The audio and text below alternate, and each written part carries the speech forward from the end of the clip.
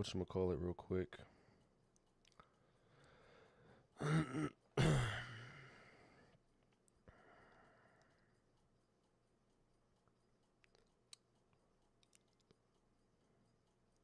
Should pop up.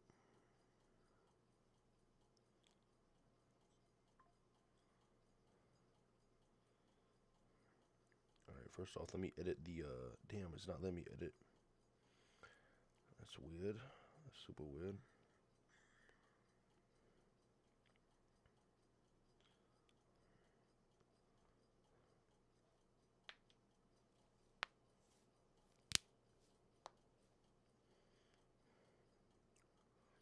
So I'm gonna change the cover of this. Let's see here.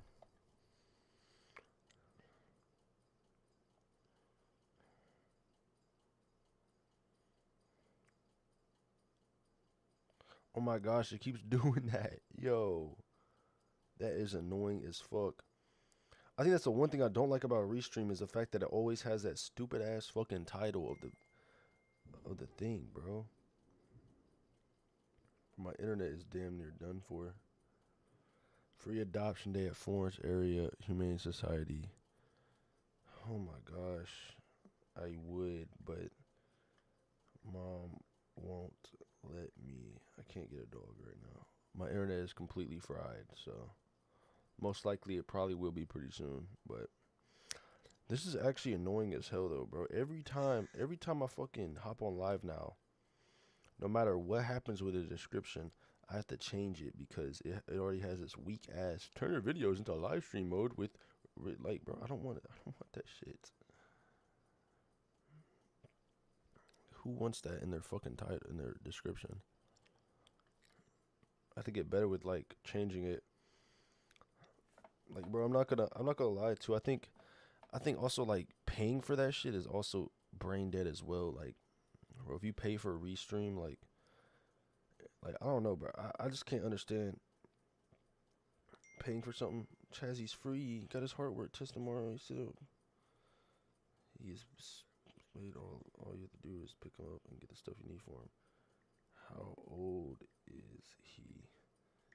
And if I get a dog, it's mine. It's in my room.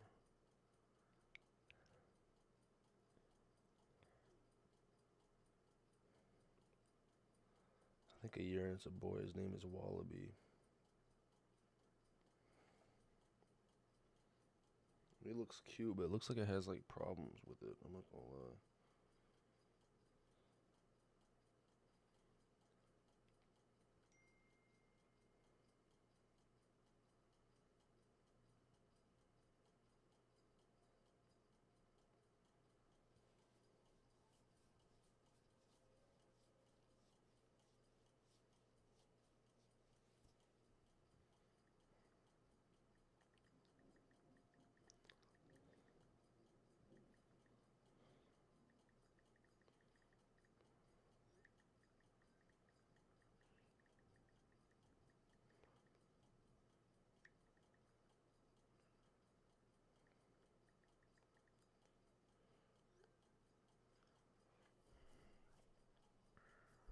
Let me edit this real quick.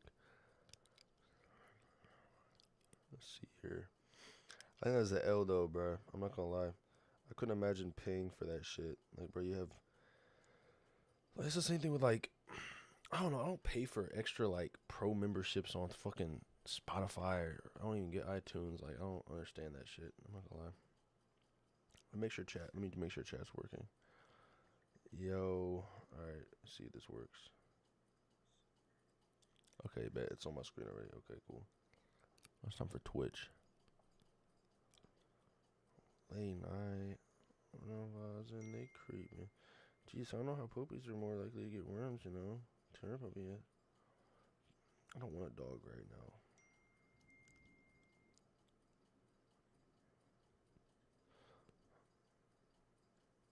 Just make sure this is working too. Okay, bet that's working there. Working too. I'll be pissed off because like Twitch doesn't even have a viewer in it. It just says it has a viewer. Like it doesn't have a like there's not a viewer in here. It's just saying it does. It doesn't.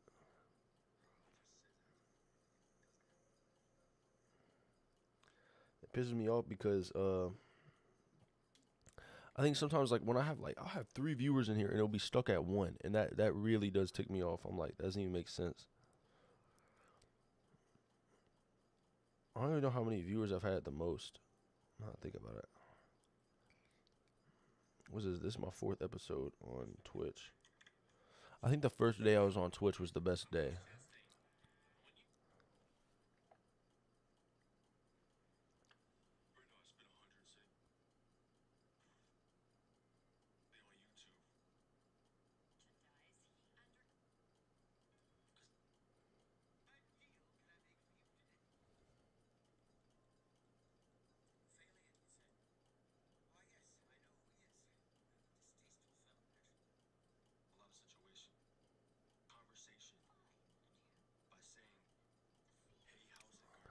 Okay, never mind. It does work. Yeah, it probably was the best day I had on Twitch. Okay.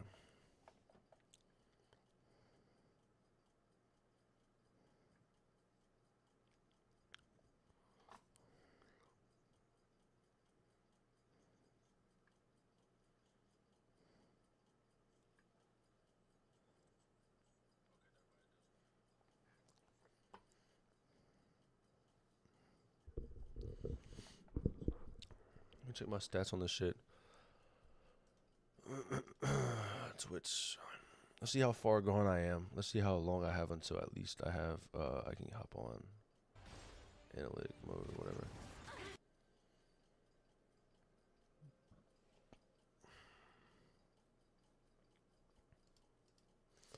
Yeah, I'm not gonna lie, there's no way.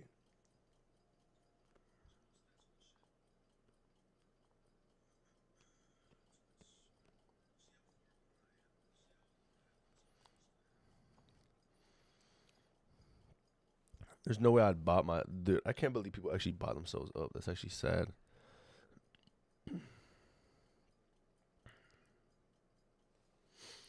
Okay, so I actually have where's it at? I have 5 followers now. That's not bad. At least on Twitch, I just got 5 followers. I'm trying to get up to fucking. I need to get to like 50, but averaging 3 viewers is definitely a goal. But I mean, that's like damn near. That'd probably take me like 2 months in here of consistent streaming. But I'm not gonna lie though, whenever I'm done with Oblivion, I will be in Minecraft. So I probably will. I feel like Minecraft's gonna change a lot of shit. I'm not gonna lie.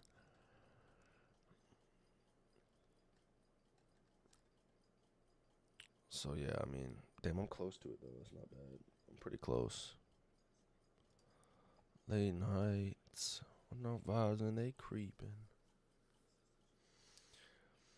But I'm not gonna lie. Ever since I hit that 200 view shit on YouTube, it's been nothing but the same. But it's like honestly, that's why it low key confuses me. But I mean, that's why like when I hop on stream, it's more like to get the game out the way and get some more content in because I want to play the game regardless. But it's also about the fact that like, oh yeah, like I post my YouTube videos because of these streams. So it's like I have to remember that at the end of the day, it's like I have to post a YouTube video no matter what happens every stream. But I gotta cut my hairline up. I gotta cut this shit up.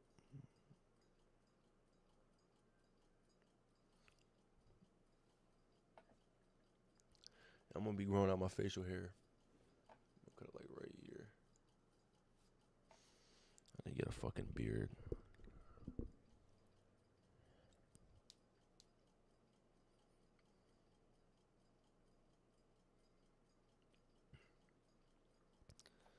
I don't know why, bro. My fucking throat hurts like shit. Like, it feels like there's something lodged in my throat, and I know it's because I've been like over here fucking like whenever I was off the truck, I fucking like I had like a whole like soreness in my throat and shit because of the shit I was breathing in. But now it, like actually hurts. Like it feels like there's something lodged in my throat. Like holy shit. Alright, I'm gonna be back. I'm gonna have to go clean up some shit, bro. I'm not gonna lie. I'll be back though.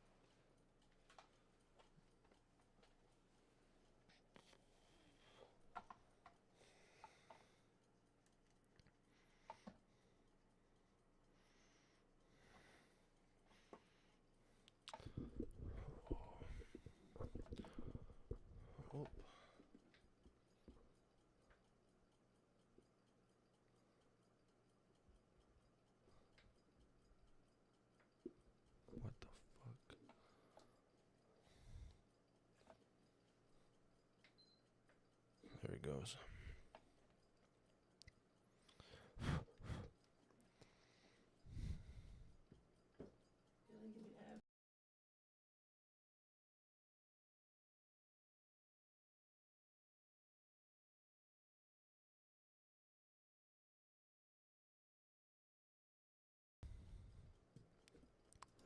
Alright, let's hop into this.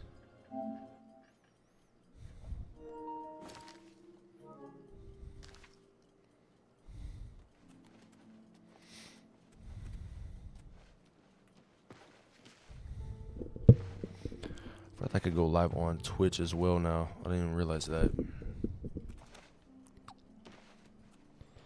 The more I learn, I mean, not on Twitch, but on whatchamacallit.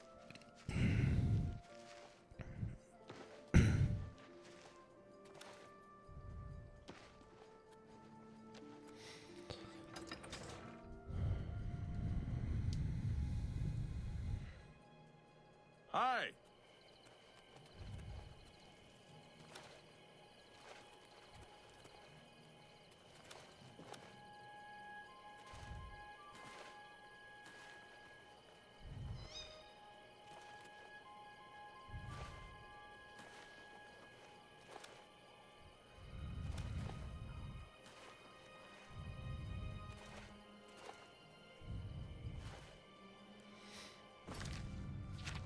What was the quest?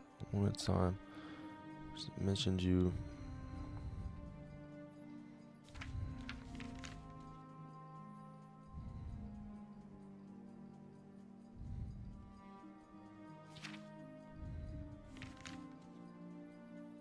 Okay. He's just over there. Alright.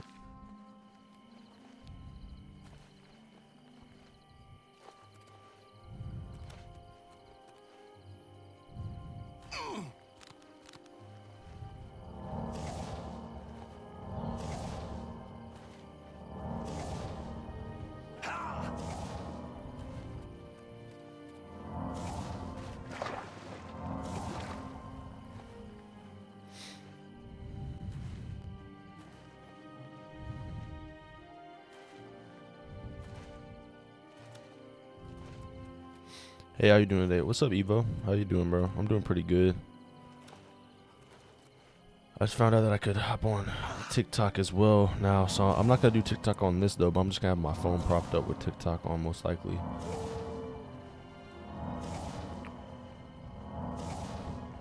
I had no idea I could do that.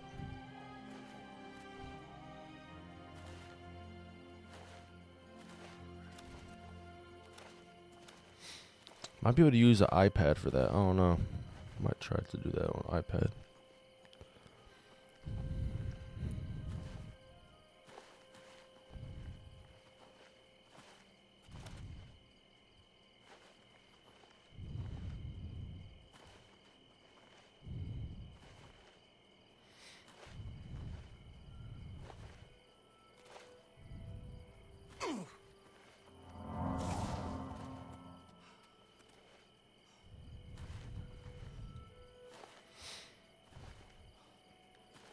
Oh, this is a cave?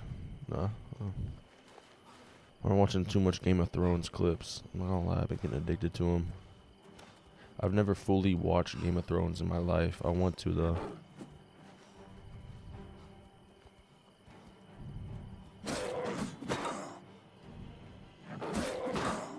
Alright, I'm just gonna take this dude on, because there's no way he can kill me, like, for real.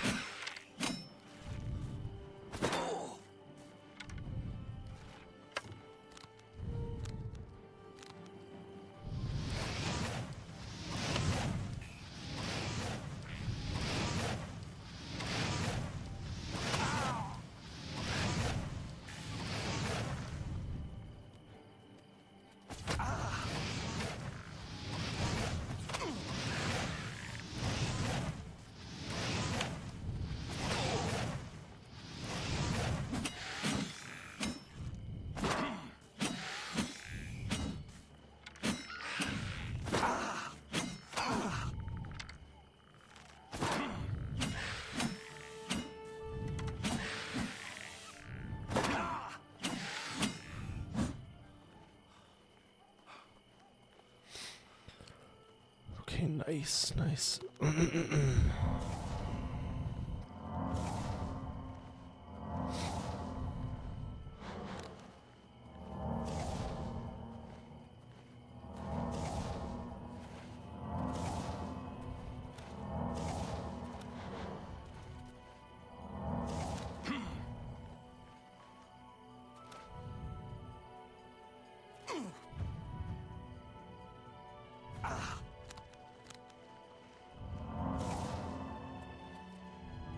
Was that a witch?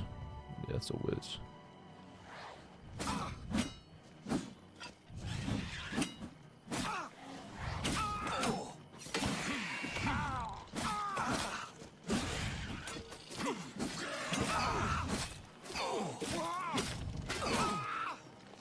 I bet.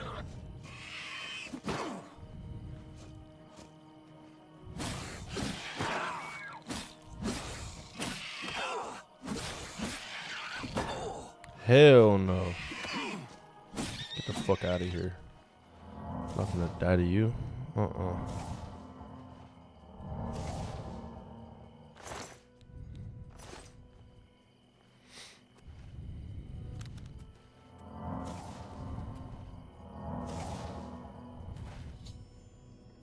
I've arrived near a burner, but nothing looks suspicious, so I should check inside the rooms itself. Alright, let's do it.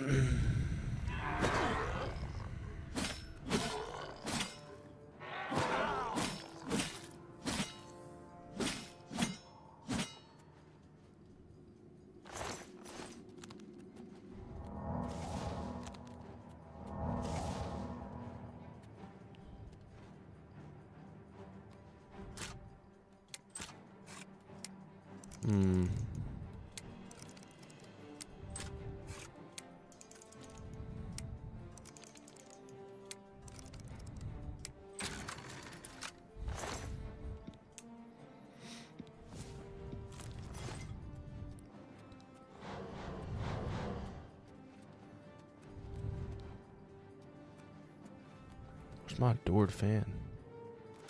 He must be dead.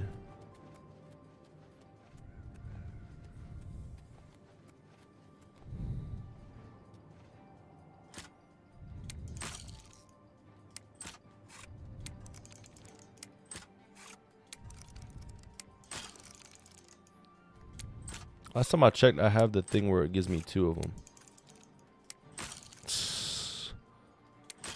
Bro, it gives me 2 of them. I don't know why it's not giving me them. Oh my gosh. Okay, I'm getting pressed. I would have gotten that one.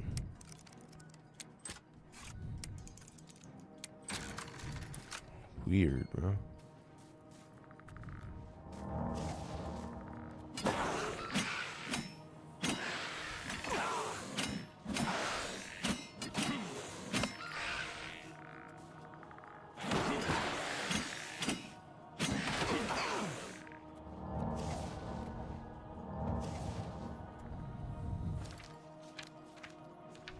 Quick save.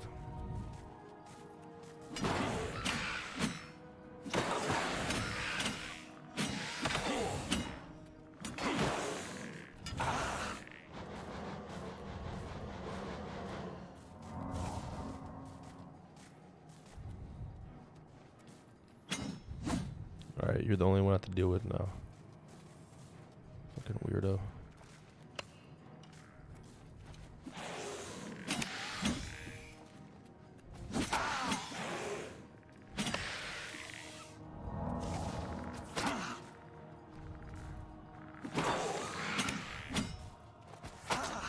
Bro, who is shooting an arrow at me?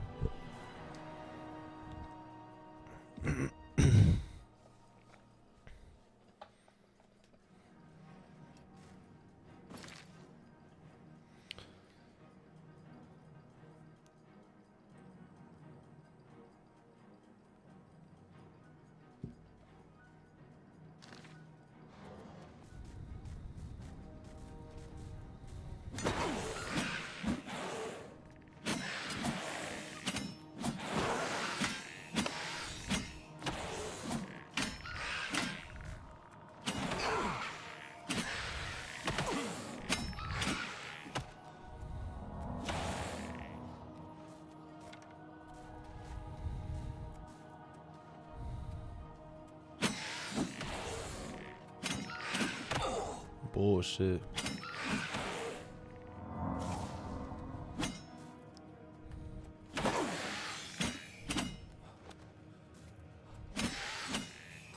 That dude is annoying as hell. What kind of sword does he have? Like, what is that? I knew that. The Claymore Dynamo, that thing looks crazy. I'm taking that. Right, where's the other dude at?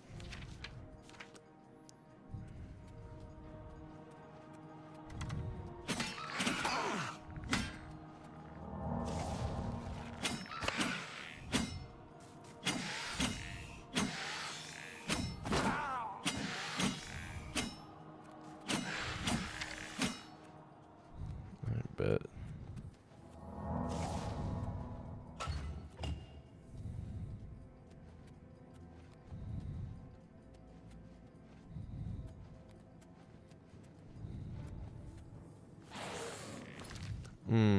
Replace the quick save.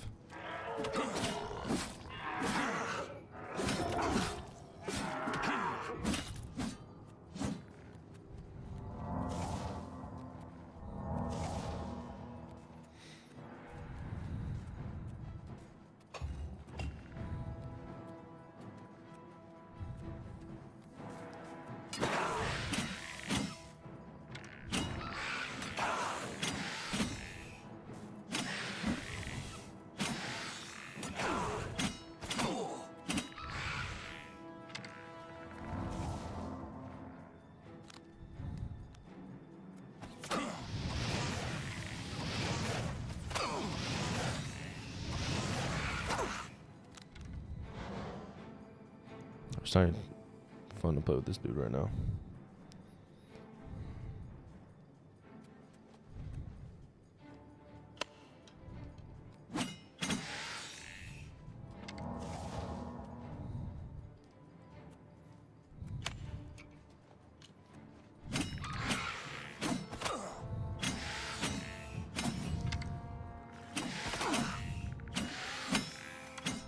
Alright, bet he's done.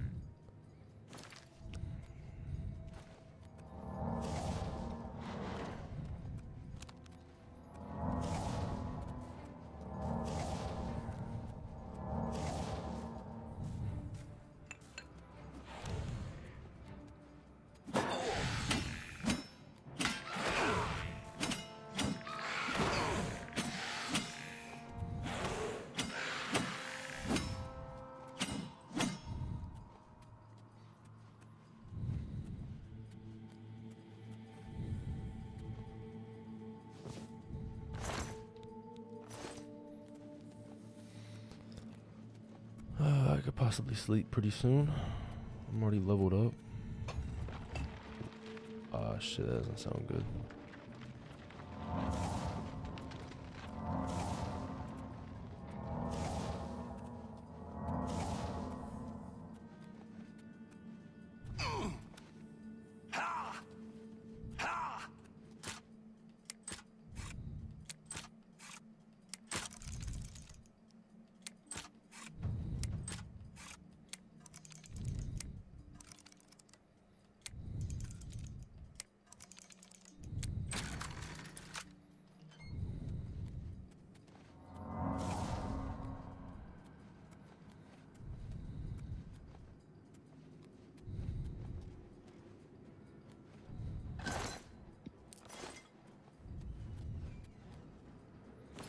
Just keep leveling up.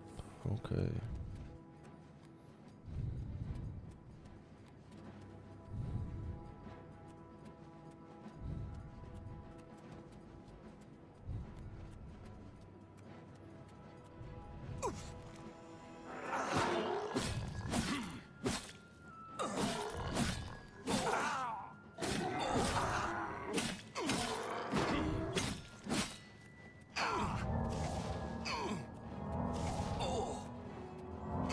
I'm dead. I'm dead. I'm fucking dead. Damn.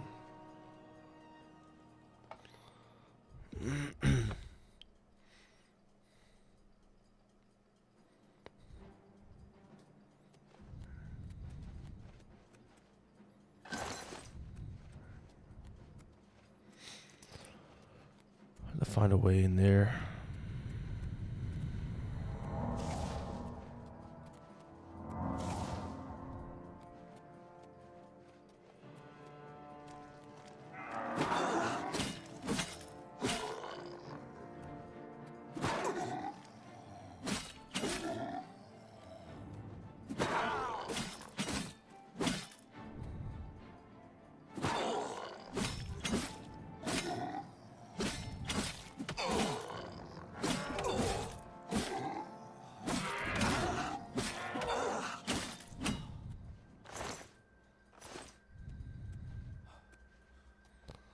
I'm just gonna have to run it out of here.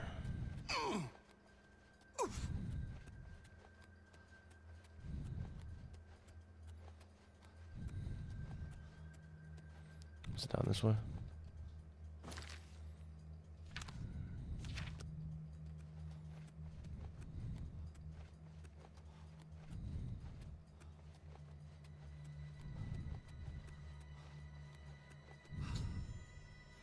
Powerful magic is preventing me from going further. I should tell my findings to live. Okay.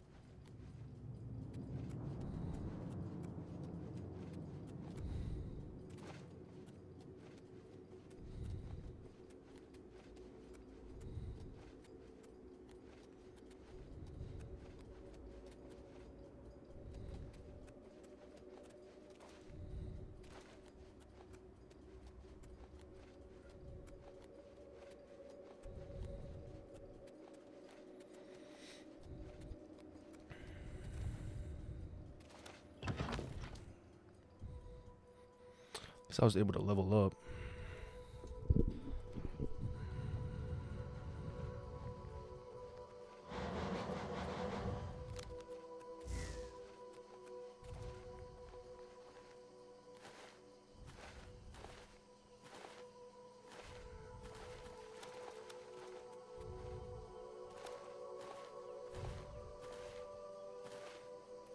Bro, why is my magic stuck now?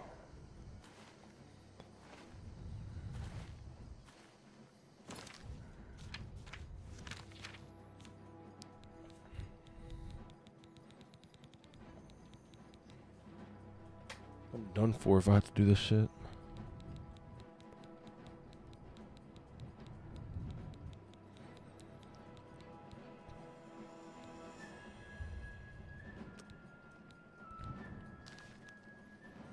Who's nearby?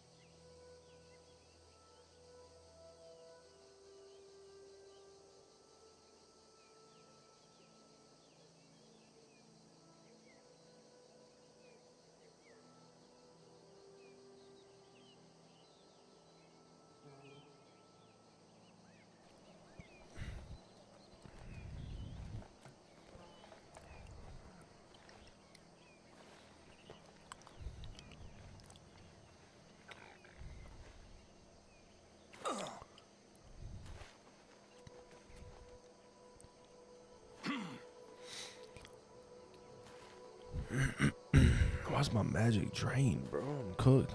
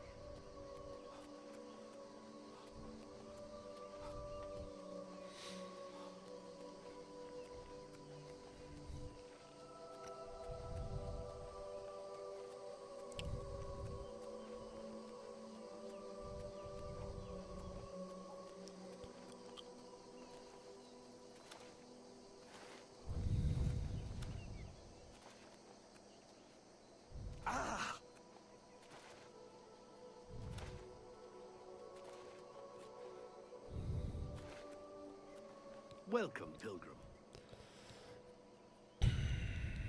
By Akatosh's grace, what you describe is a time wound. A few years ago, an Elder Scroll was stolen from my order. Only this relic would be powerful enough to pervert the laws of Mundus to this extent.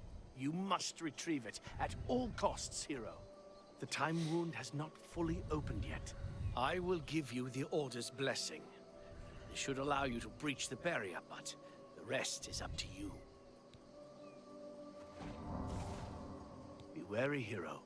Whoever is behind this will be a force to be reckoned with.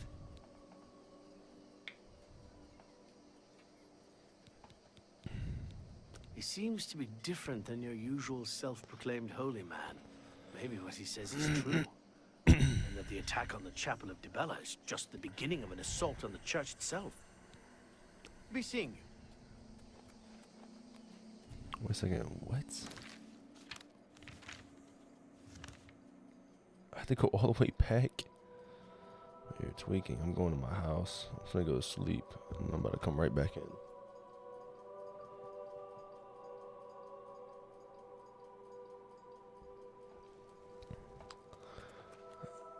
Someone's up with my magic. I'm cooked. I have no magic now.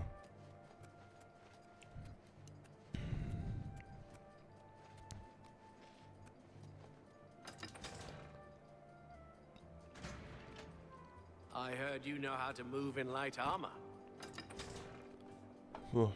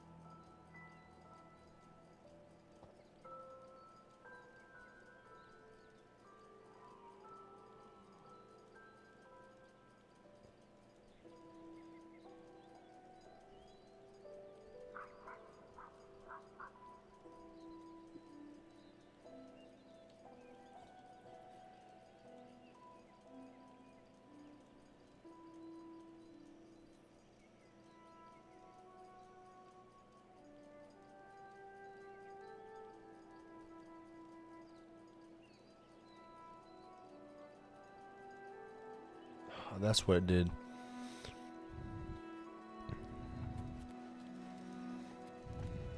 Alright, I think I can make this jump. I don't know.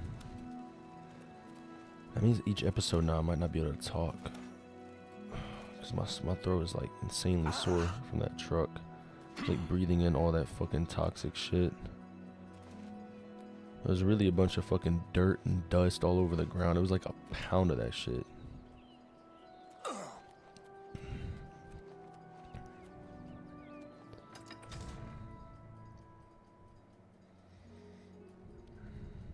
Welcome. I fucking hate this place. I can't ever find where I live. Greetings, High Elf. There's no like entrance to it. Just have to jump into it.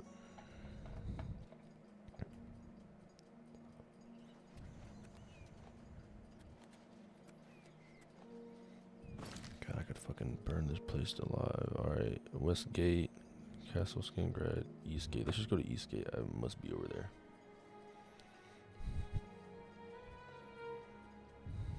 Please, go ahead.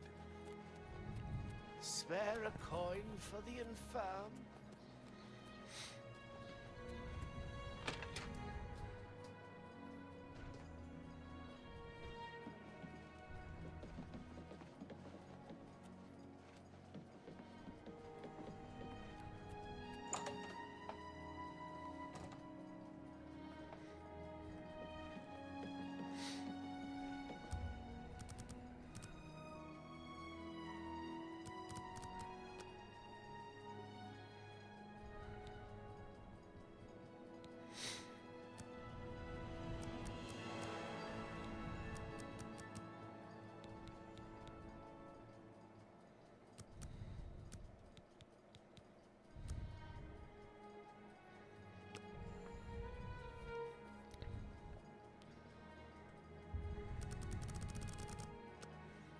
To sleep 24 hours real quick.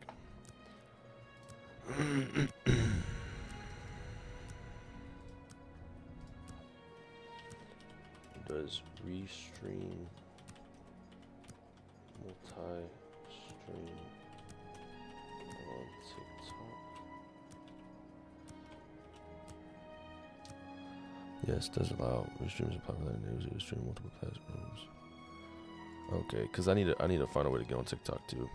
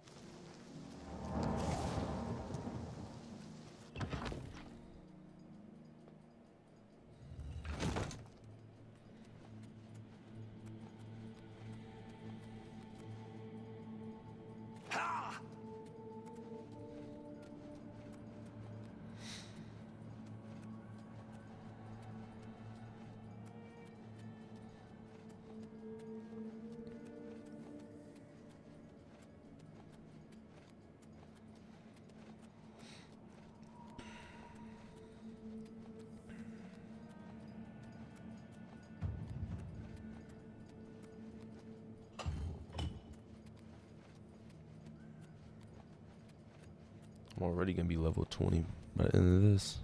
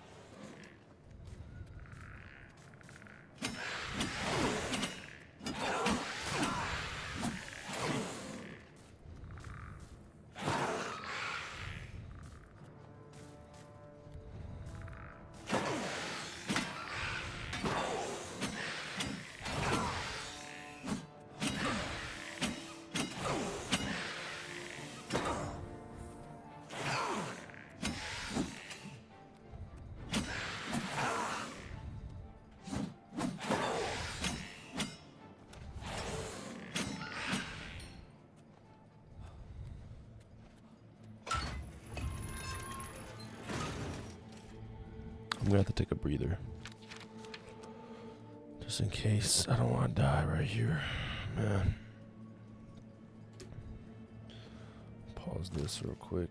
Let me, because I'm about to go to restream and see if I could. How's this work with TikTok as well? I mean, that's the only thing I would do is TikTok.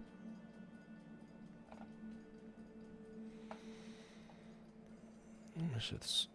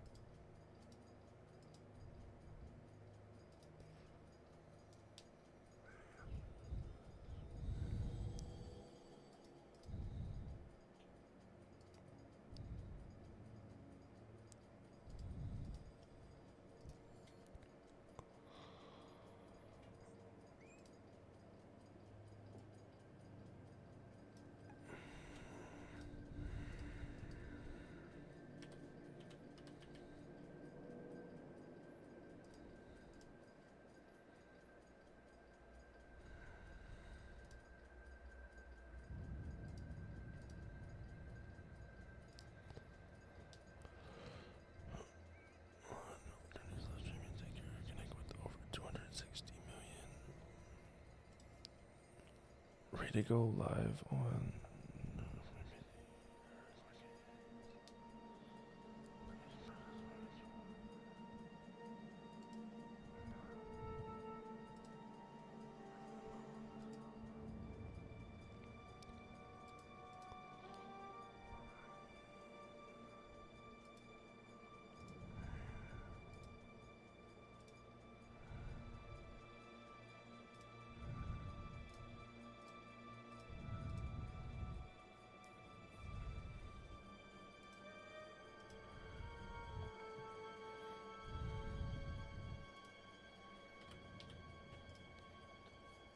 Deal is, it's Loreno. Yeah. Moment of clarity, my Roxy. My white bitch so thick. Yeah. I treat her like shit. I ain't got no piss. I do a stand eat bitch. Seducing this bitch with my diamond shit so easy.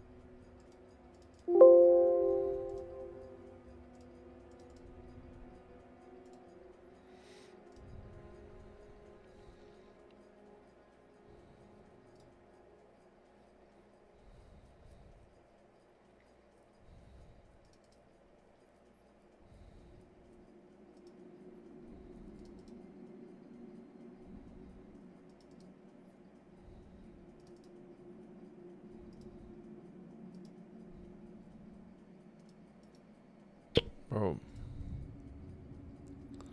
how am I supposed to do this? I'm trying to screenshot this shit.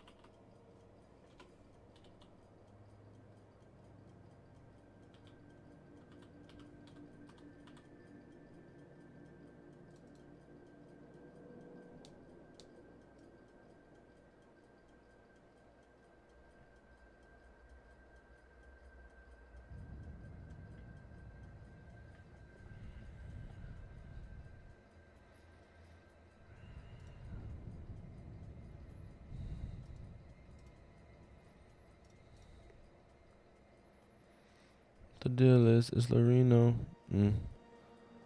Moment of clarity, my Roxy. My white bitch so thick, yeah. I treat her like she ain't got no piss. I understand any bitch. Seducing this bitch with my diamonds, shit so easy. I ain't recognize it easy. It's your fault for just playing with a demon.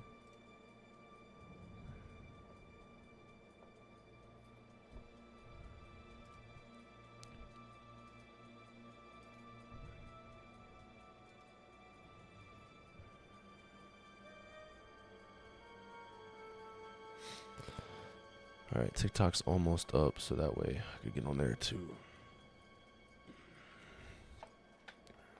Not gonna lie, I low-key wanna hop on TikTok live like this though.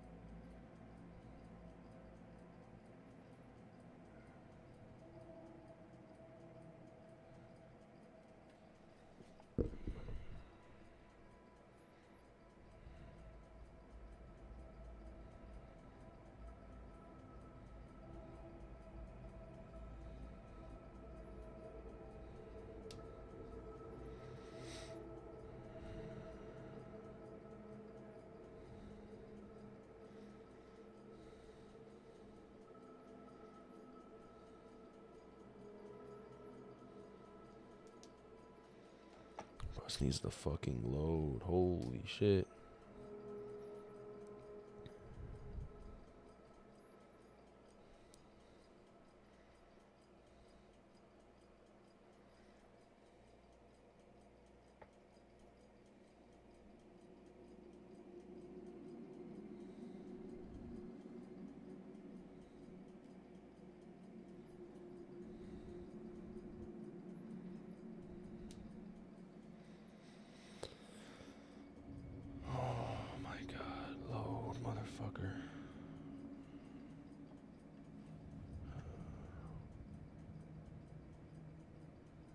Can I just submit a license or some shit? If I'm of age.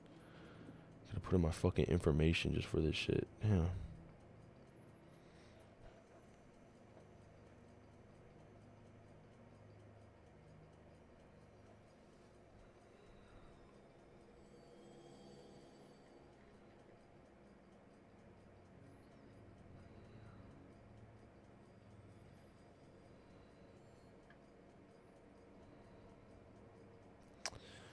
Of course I don't have my fucking wallet. Cool. Fuck. God, bro. All this work just to go on this shit, you know?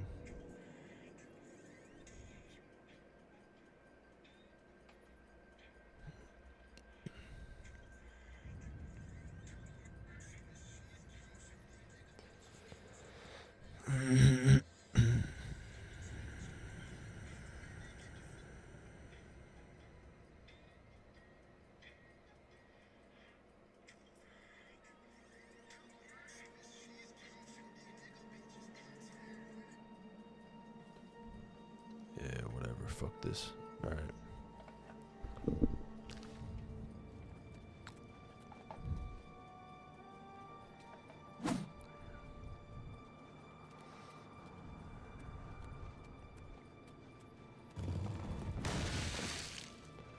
I completely forgot about that. Holy shit. I almost forgot about that.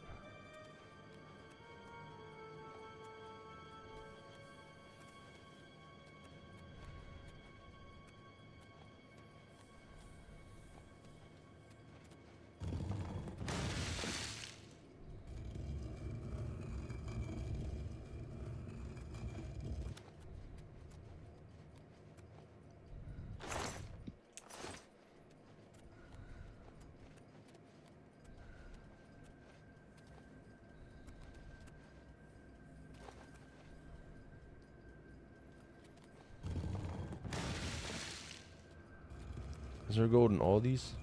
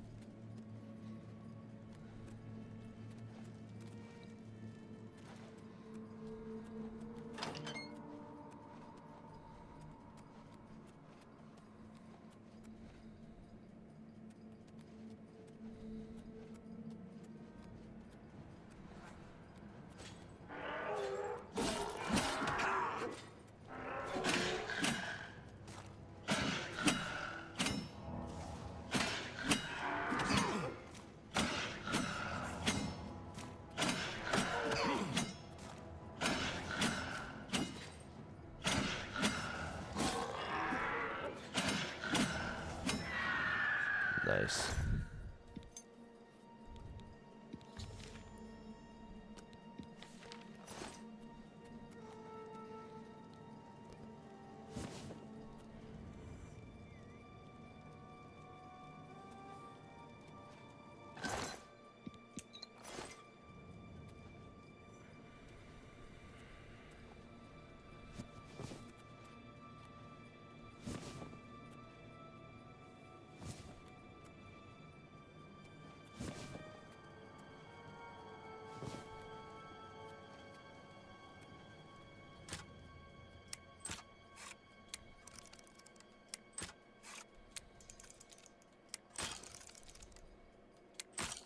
What was the point of upgrading this? I should be able to do 2 at a time. But okay, I guess. Oh my god. Yeah, I ran out. Cool. Don't care. No, honestly, I do care. Let me go back.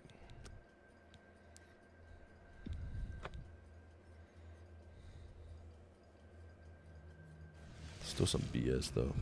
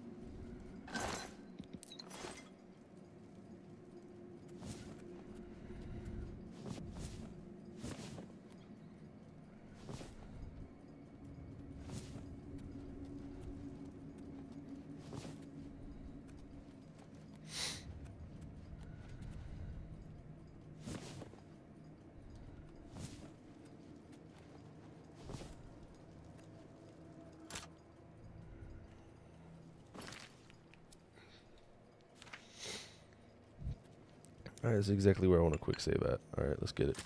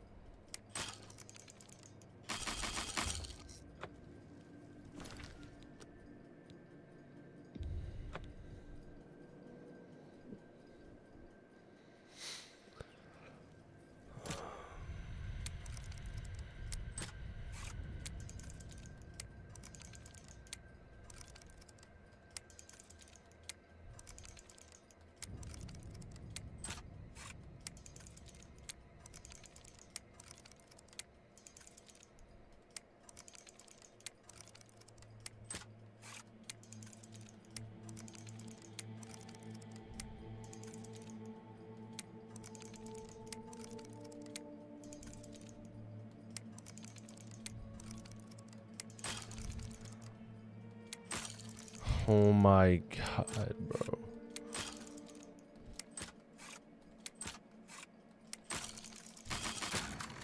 I don't even care. At least I have some of them.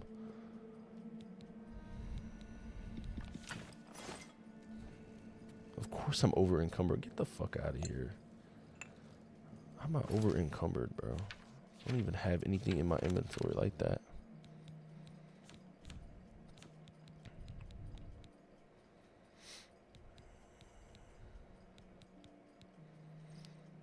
Oh, it's this horn. 460. Get the fuck out of here. There's no way.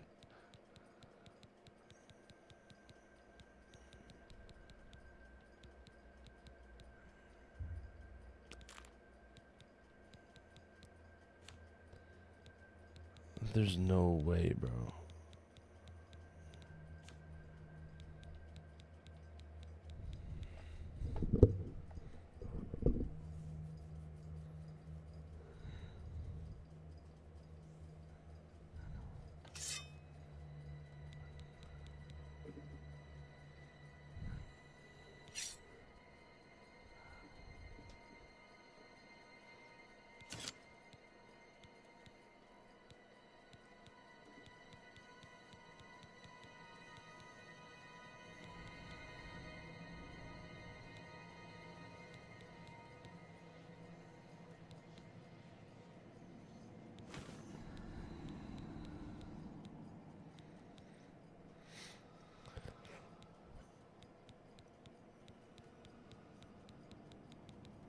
I'm definitely gonna sell this once I come out of here, bro. There's no way around it.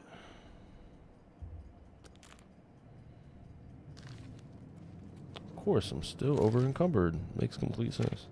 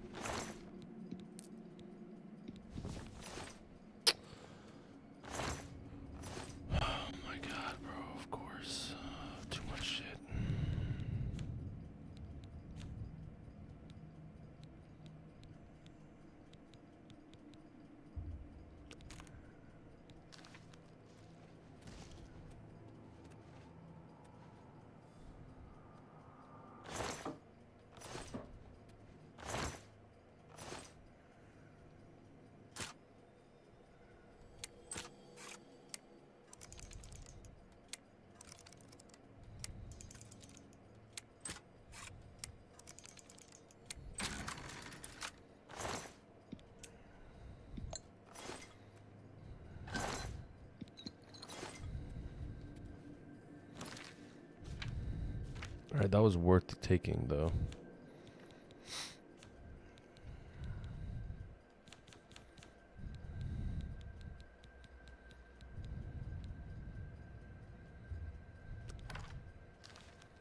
I should be good. I don't even use arrows, I'm not gonna lie.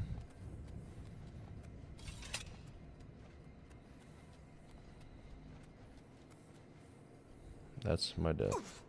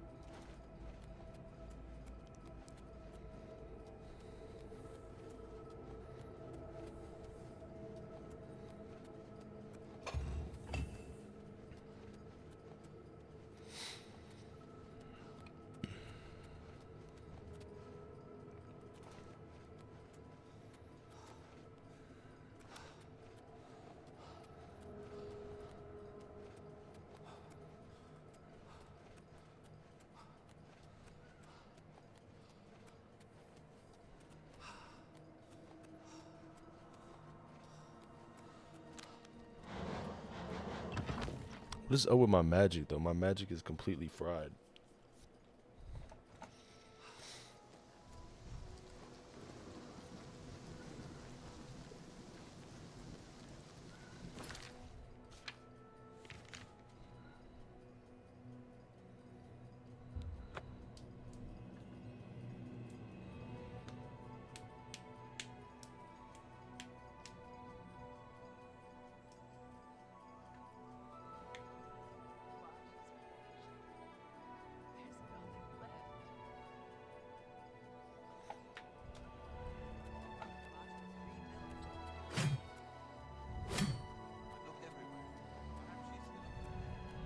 I felt it. The flow of time is now once more in accordance with Akatosh's rules. This is truly a heroic feat, and I feel that, with your help, we might prevail against the enemy. You are a true champion to the Nines, and you shall be rewarded. You are hereby made a Paladin of the Hour, and shall receive weapons and gear befitting the hero of Akatosh. Nice. Goodbye. Maybe she got out and she's looking for you too. I don't even try. I guess you can get used to anything. What is up with this glitch though? I have no more magic or some shit. I'm not gonna lie, I'm not gonna go back on my saves. Like, it is what it is. If I lose magic, I lose magic.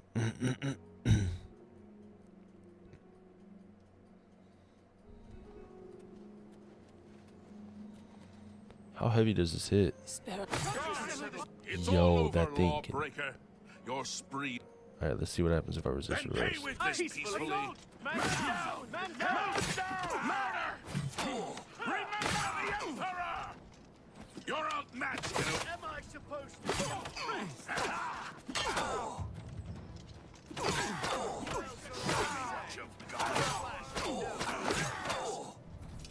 Interesting. What is it, citizen?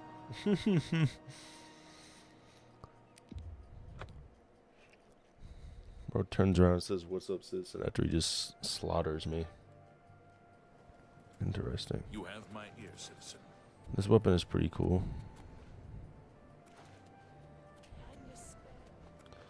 I don't understand why my shit's glitched out though. It's lame as fuck.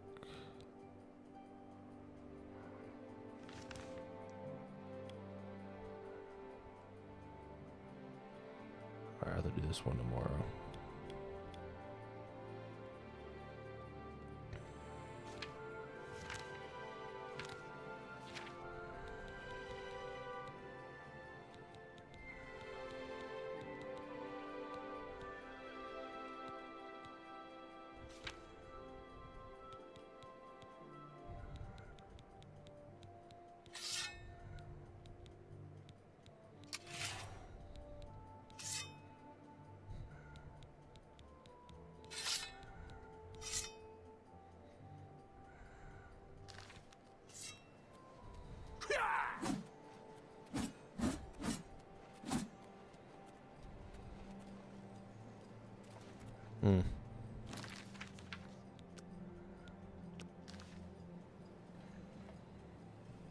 I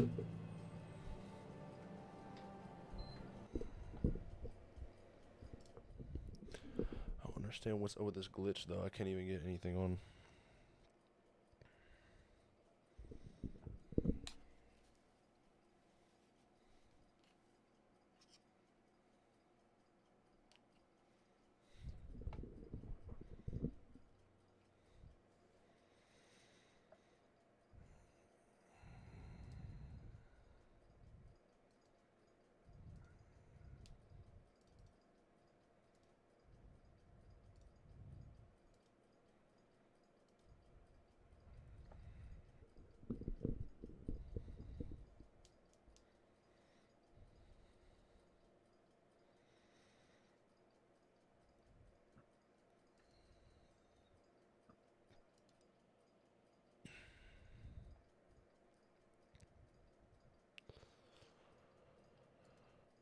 Moment of clarity, Maroxy.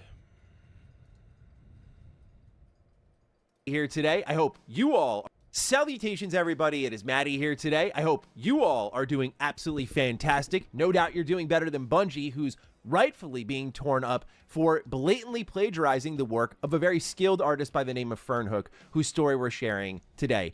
Keep in mind as we go through this video, this is absolutely not a oopsies or it's kind of close, but no. It's directly lifted, and not only that, but this is one of many claims that have been laid at the feet of Bungie over the years. And now it's happening again with Marathon. It's almost like this studio has a problem at its core with directly lifting work from online artists and fly a little too close to the sun, if you want to put it generously. Anyway, the story of Fernhook is being shared here today. She is the skilled artist that Bungie has blatantly ripped off. If you find yourself moved by this story, whether it be, hey, she might want to sue Bungie. Okay, I want to give her money for those legal fees. Or, hey, Bungie obviously didn't pay her for any of this based on the call out she put out there. I want to give her some money because I want my cash going to the artist who actually pretty much is responsible for the visual identity of Marathon. Whatever it may be, I'll have a link down below where you can go ahead, click on that, and send some cash her way. I already did so, but that's up to you if you want to. I think just sharing her story is more than enough, so don't feel too pressured about it. But nonetheless, let's get this started. So, Fern shares on her Twitter account. The Marathon Alpha released recently, and its environments are covered with assets lifted from poster designs I made in 2017. Now, this isn't, like I said, an oopsies, as you'll see immediately that, number one, you're like, well, what's Marathon, and what exactly is the poster design? That's part of the point. It's very hard to tell because of how directly the design language has been lifted here. Not just, oh, it's minimalist, 1990s, futuristic vibe. No, no, no, no, no. Look at some of the details that are highlighted here. Everything down to Aleph being on certain assets in the game, the line, the writing beneath it, the arrow placements, how they look, the symbols, the numbers, everything lifted.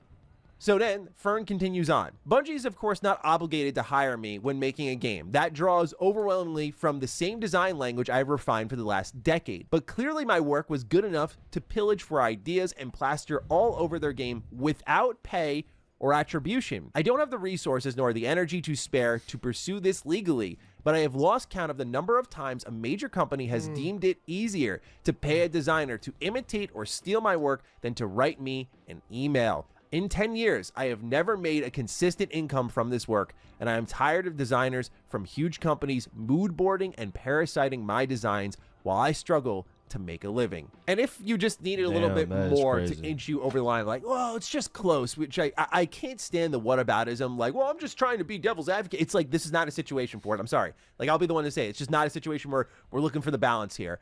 This is not one of those nuanced conversations. Bungie did something very wrong, and as we'll talk about in a second, not just like one kind of rogue in the squad, multiple. And when you have this many claims against Bungie, it's a fucking joke. So what you've got here is Fern writing in 2024, I hid loss in my design 6 years ago and nobody caught on. And someone wrote just this week, here from the future, if anyone doubts the theft of your art, this also confirms it. And you can see the loss comic in a minimalist design. For those who don't have this context, because I'm there with you. I had to have, bless our editor, Dan, explain this all to me. I was like, what is loss? I've seen this comic strip before. I'm like, okay, this thing here, right? So it turns into a massive meme in internet culture, and now there's even minimalist versions of Lost, just paying homage to this hilarious internet meme. So as we see, when we go back to this, they even lifted the abstract take on the Lost comic because they are that creatively bankrupt. That is fucking hilarious, dude. But it gets more interesting here. My man Gene Park, who I do a lot of podcasting with over on Last Stand Media, we just had a hilarious episode of Defining Duke together talking about Doom, the Dark Ages. We talked a lot about cocaine, but nonetheless, Washington Post is where my man Gene Park works, and he got the opportunity to interview Fern. He writes, artist accuses PlayStation game of lifting her work. Studio admits to oversight. Marathon, she said, is covered with assets lifted from poster designs I made in 2017, all in the alpha version of the game, which allowed the general public to play an early version of the multiplayer shooter. She became suspicious when the game was announced in a 2023 trailer, but nothing appeared to be derivative at first. In mid-April, content creators began publishing early videos of Marathon gameplay. She said she very quickly began to spot her work. Hook's futuristic iconography and font designs are posted on social media sites like Tumblr and X as far back as 2017, and similar features are seen all over the environment and the objects within Marathon, which she pointed out, and I've already highlighted this tweet here. Quote, it was kind of vindicating to see direct plagiarism because it meant I wasn't crazy for feeling so uncomfortable with the overall direction, end quote, Hook told the Washington Post. Quote, I kept quiet about it because I was advised to seek legal action, but I don't have enough time or money to fly out to the U.S. to pursue an unwinnable court case against Sony, end quote. I'm not a legal expert. That would be a question for our man Hoglaw. But yeah, like something's got to be taking the Bungie here, man. This is, because I don't even know how to word this because we're literally talking about blatant plagiarism. So I don't feel like I need to explain it. But it's not even like, oh, it's a gun skin, right? We're talking about the literal visual identity of Marathon. In fact, probably the one good-looking thing about the game, in my opinion, at least. Okay, I'm speaking from the outside looking in, never put my hands on the game, but when I saw it was an extraction shooter, even down to like Arc Raiders, which is kind of taking over where Marathon was trying to head, I look at these games and I'm like, they're just not for me. I'm glad people are having fun. But what did interest me in Marathon was the artistic style. And as we'll talk about too, the music, which is mighty similar to the SoundCloud of Fern as well. I wonder what happened there. You strip all of that away, what is Marathon? And I just, it's absurd, the selfishness. That's what I really wanted to pinpoint here before we get into Bungie's response to this all.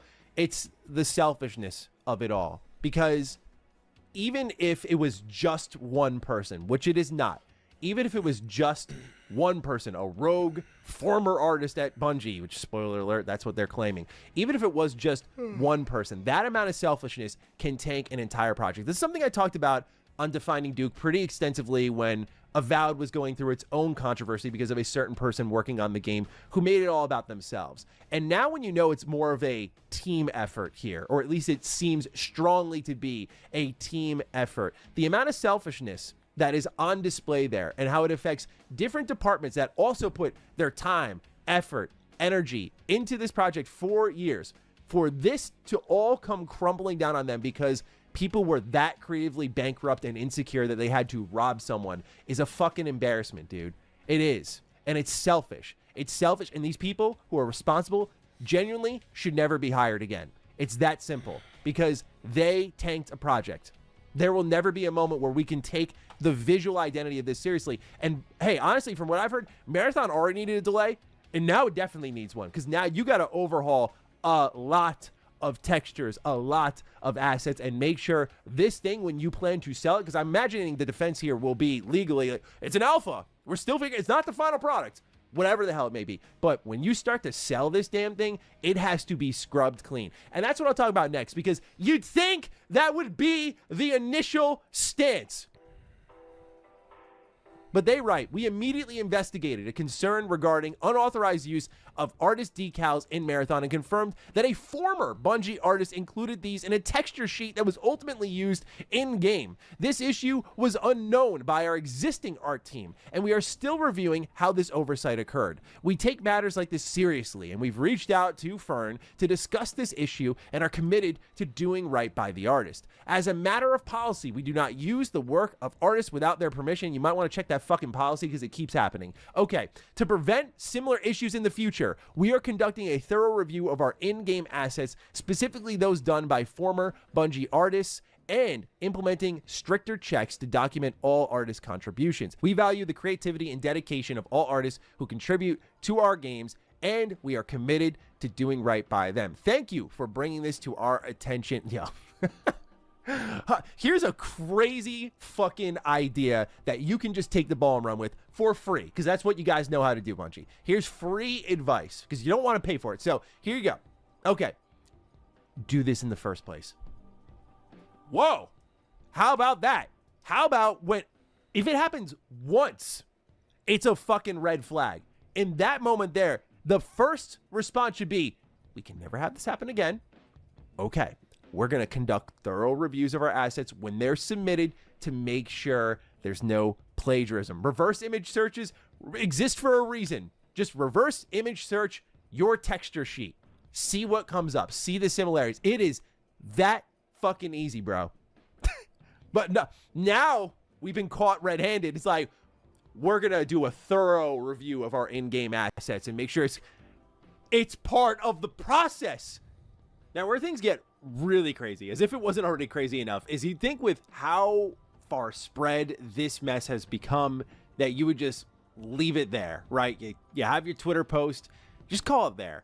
They had a planned marathon stream for today, May 16th, and they actually went through with it. They actually went live, decided not to show the game because of all of the plagiarism accusations, and all the chat was loaded up with statements like, plagiarism will make me God, as two members of the Marathon team, one of them being the art director, issued a written statement on what's going on with Marathon and how they're going to make things right. So I'll let you listen for yourself, but I'm going to warn you now, it's not going to change a thing about how you feel. Came to our attention that an artist who worked on Marathon took elements from a graphic designer without permission or acknowledgement and placed them on a decal sheet that was then checked in 2020. The decal sheet included icons and text elements. These elements ended up in our alpha build, and there's absolutely no excuse for this oversight, and we are working on and 100% committed to our review process to ensure instances like this don't happen again on Marathon or at Bungie. A few of the things that we've done over the last 24 hours and what we're doing to shore up the review process are as follows. We've reached out to Anti-Real, the artist in question, and followed up to ensure that we do right by this artist. We're auditing all of the previous work by the artist, the internal artist, including the environment decals already in the build, which is part of why we're delaying some of the content we're going to show today. And we're committed to removing anything that is questionably or inappropriately sourced. We're doing a very broad decal audit, and if we locate any other details or elements, we'll make sure that those are eliminated, recreated in-house for sure. Hundreds of artists have worked on this project for years, internally and externally, and we share many influences, including modernism, Swiss typography, 2000s style vector art, cyberpunk, and of course the original Marathon trilogy. Our style is a result of all of those inspirations. And it's also worth noting that none of our external partners who've worked on branding or any part of the visual design of our game were involved with this situation. And lastly, personally, I have a huge amount of respect and admiration for artists working independently and producing, and making a living doing commercial or fine art. And we've worked with many of them. It's one of my favorite parts of the job is to make those connections and create content and collaborate. And so to that extent, I want to send my personal apology to Anti-Real, whose work was used in this case. And I know how unfair this feels, and we're doing everything we can to make this right with her. Her work is fantastic, and we clearly share mutual appreciation for a specific genre of graphic design, and it's very exciting, and I'm excited to have folded that into our style in general. So thanks for listening, and thanks for your patience. Damn. Here's where things get really interesting, because Bungie says former artist, former artist, former artist. And I imagine right now, if I were to make a prediction what's happening in the art room, it's a lot of this. A lot of finger pointing. This person, this person, this person, this person, trying to get the blame off of them. Because this is legit, if you're an artist, career-ending shit, right? It's one thing if you can get out of this clean, like, I didn't plagiarize, I was just part of the team. But, dude, if you get nailed with this, you are so beyond fucked. It's not even funny. So, right here, we have a little bit of an exchange between Fern and someone else on Twitter saying, I see that Joseph Cross also follows you, who works at Bungie as an artist. Is there any insight you can give about the connection there? He's followed me for a few years, and a few others from Bungie never had any communications. That's the other thing, is that people have now dug up that Bungie does follow this woman, and not just one person, but multiple Bungie artists. And all of a sudden, all her work starts to appear in the game. Shameless. And again, there have been multiple examples of this. How about this one right here? A Nerf Ace of Spades gun even has the similar brushstrokes, scratches, and smudges of Tofu Rabbit. And so they got nabbed. And poor Fern, alongside another artist, getting directly ripped by even Team Liquid, selling merch with a logo ripped directly from Demass 3's work for Detroit Underground and glyphs traced from one of my designs. And the icing on the cake, really, and this one I think is still under investigation, but it's just something that you should be talking about. I want to highlight this tweet here from @Yushio-chan, who pointed something out that is just a perfect term, because it's not just the art, which is more than enough, right? This is more than enough to just be like, what the fuck is happening here? But also the music is very similar. And as Yushio wrote here, they stole her entire creative identity, right? Can you imagine, like, art is an expression of you in some way, shape, or form. It's an expression of you, as many of us already know. I don't need to explain it any further than that. And when it's an expression of you and you are never feeling like you are good enough to be hired, but good enough to be ripped off, like, what does that say to you? And why would you continue this if, in her words, it's happened for years and years and years, but then it happens in this massive level where it's not just like, hey, you know, a little corner of the game, a little skin, which is still, again, more than enough, a huge problem. But we're talking about the entire visual identity of the game.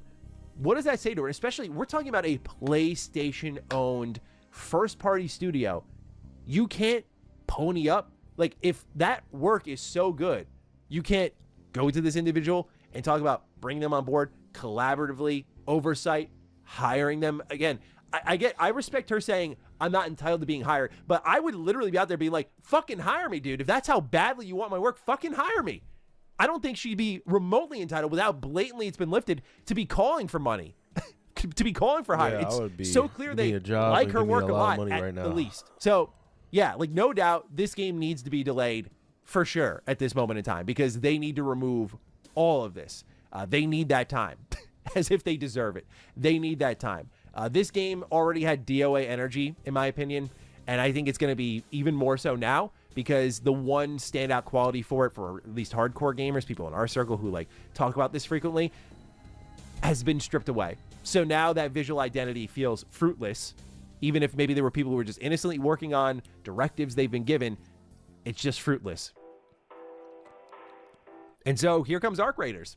Arc Raiders is already smelling like the one that was going to do what people wanted from Bungie in the first place. Because you got to remember, one of the big problems with Marathon was that they were clearly launching too early. They were saying, like, mechanics weren't ready to go, that were expected, like an extraction shooter without proximity chat.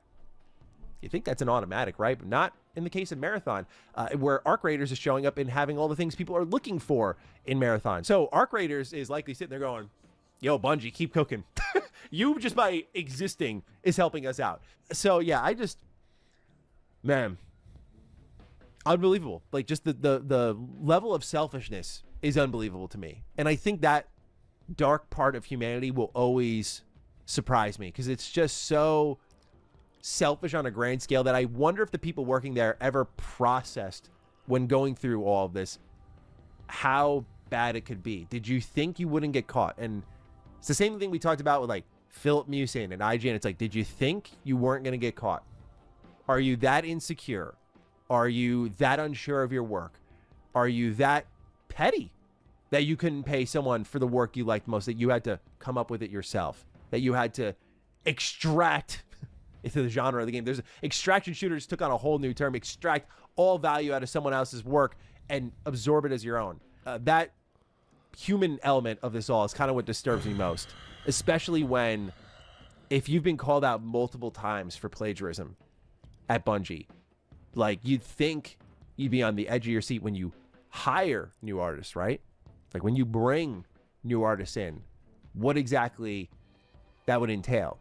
I don't know. I'm out of things to say now. I fire this fucking game into the sun, dude. I'm not touching this piece of shit. And frankly, I hope not many other people do.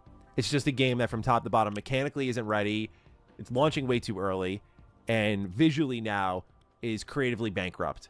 And I hope that Fern gets her cash. And again, I'll remind you, if you want to support her, link is down below after hearing her story. But that's it from me, ladies and gentlemen. Let me know your thoughts on what's going on with Marathon and Bungie down below, and I'll catch you in the next video. Stay sexy, stay active. I love you all. Peace. Damn, that fucking sucks.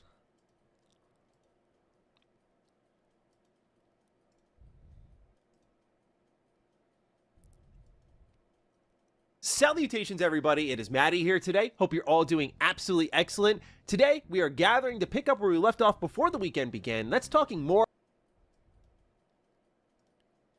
Salutations, everybody. It is Maddie here today. Hope you're all doing absolutely excellent. Today, we are gathering to pick up where we left off before the weekend began. Let's talking more about Marathon and Bungie. And to say that this has been a mess would be an understatement. Like, I've had like those gut bubble Taco Bell dumps that are straight up less messy than what's going on here. Like, that's how bad we're talking when it comes to Bungie and Marathon. Because at first it was just gameplay concerns. You're like, oh, the artistic identity is kind of unique. The vibe is cool. But then you look at the gameplay, you're like, what part of the shooter fan base is this serving? Like, it's casual enough to be a hero shooter, I guess, but you're trying to take over the extraction shooter genre. But then Arc Raiders is here giving people what they want with like very basic features, like, oh, hey, you know, proximity chat, that sort of stuff. And then you have the hardcore part of the extraction shooter genre, like in Tarkov, just looking at this game going, what is this for? So that was already a problem, and Bungie was clearly not ready for launch, talking about 1 to 2 maps and maybe proximity chat later. And so again, they were just not ready. It was already going to be somewhat messy, and they had a lot to justify. And then you throw what we talked about in our last Marathon video on top of it all, accusations about plagiarism that Bungie has now admitted to. And the situation gets worse, because now we have an update on what's going on internally over at Bungie, and we're going to talk about that here today alongside PlayStation's absolutely marvelous failure when it comes to the live service initiative. We'll detail all of that and more here today. So if you're new here and you're into what's going on, it's quite chaotic here in the games industry, consider subscribing. Let's start off with the report that comes from Paul Tassi of Forbes. The headline is, New Marathon Info, Bungie Morale, Launch Worries, and Changing Plans. I've spoken to some current and former employees about Bungie's excuse for the art theft, studio morale, the possibility of a delay, and some very real changes when it comes to the upcoming presentation and playtesting of the game. Here's what I've learned. Point 1. The public explanation for the art theft, one ex-employee taking things in 2020 is the same one being given internally at Bungie among rank and file. This comes across as no surprise to me, because if it's not the truth, which I think we all have a good reason to be skeptical of that truth, then to me, just putting that truth out internally and not keeping it on a need-to-know basis is probably in Bungie's best interest to cover up this mess as much as they possibly can. Because no doubt, if they were like, yeah, actually, it was like our whole art team, for example, that would leak, and that would look really bad. So they would then be lying to the public. So they had to keep that consistent. That doesn't surprise me that this is what they're saying internally. What's more interesting is how they're moving forward here. Paul Tassi writes, Sony and Bungie Legal are now sorting through this, and there is unlikely to be any new information as all of this continues to unfold. It is not clear how long an audit will take of the assets to remove or find any more plagiarism, as it's expansive enough of a process to have Bungie not even showing any footage at all in its recent live stream, which we also talked about in our last video. Morale is in a free fall across all departments, and the vibes have never been worse. Everyone has the same concerns about what happens to Bungie as a studio if Marathon bombs, which is something they absolutely cannot afford. Let's pause there. This is also something I briefly touched on with our last video. I use like a programmer as an example. Imagine being a programmer, you're just doing your job, putting together the gameplay experience, making all the buttons work, right? Doing the things that Bungie does. I think the best games are formed by not saying like, well, I did my job, you do yours, but there is a level of like, hey, I've done my part, and as long as you do your part, and we're all doing our parts together, they should come together as something special. So imagine like putting in those years of work into this, and then finding out like another department has completely blundered all those years of effort. Like as a creative, that is really something that will gut you. And especially when you are a creative for a living, and your living is justified by the product's performance on the market, and this game is being set up to now fail epically, it is a very scary moment for people who had nothing to do with why this game will fail. Again, there were already gameplay concerns from a design level. That is a conversation we can also have, but now you kind of put the dagger in there with what's going on with the art team. And it's like, well, most people in their right mind aren't going to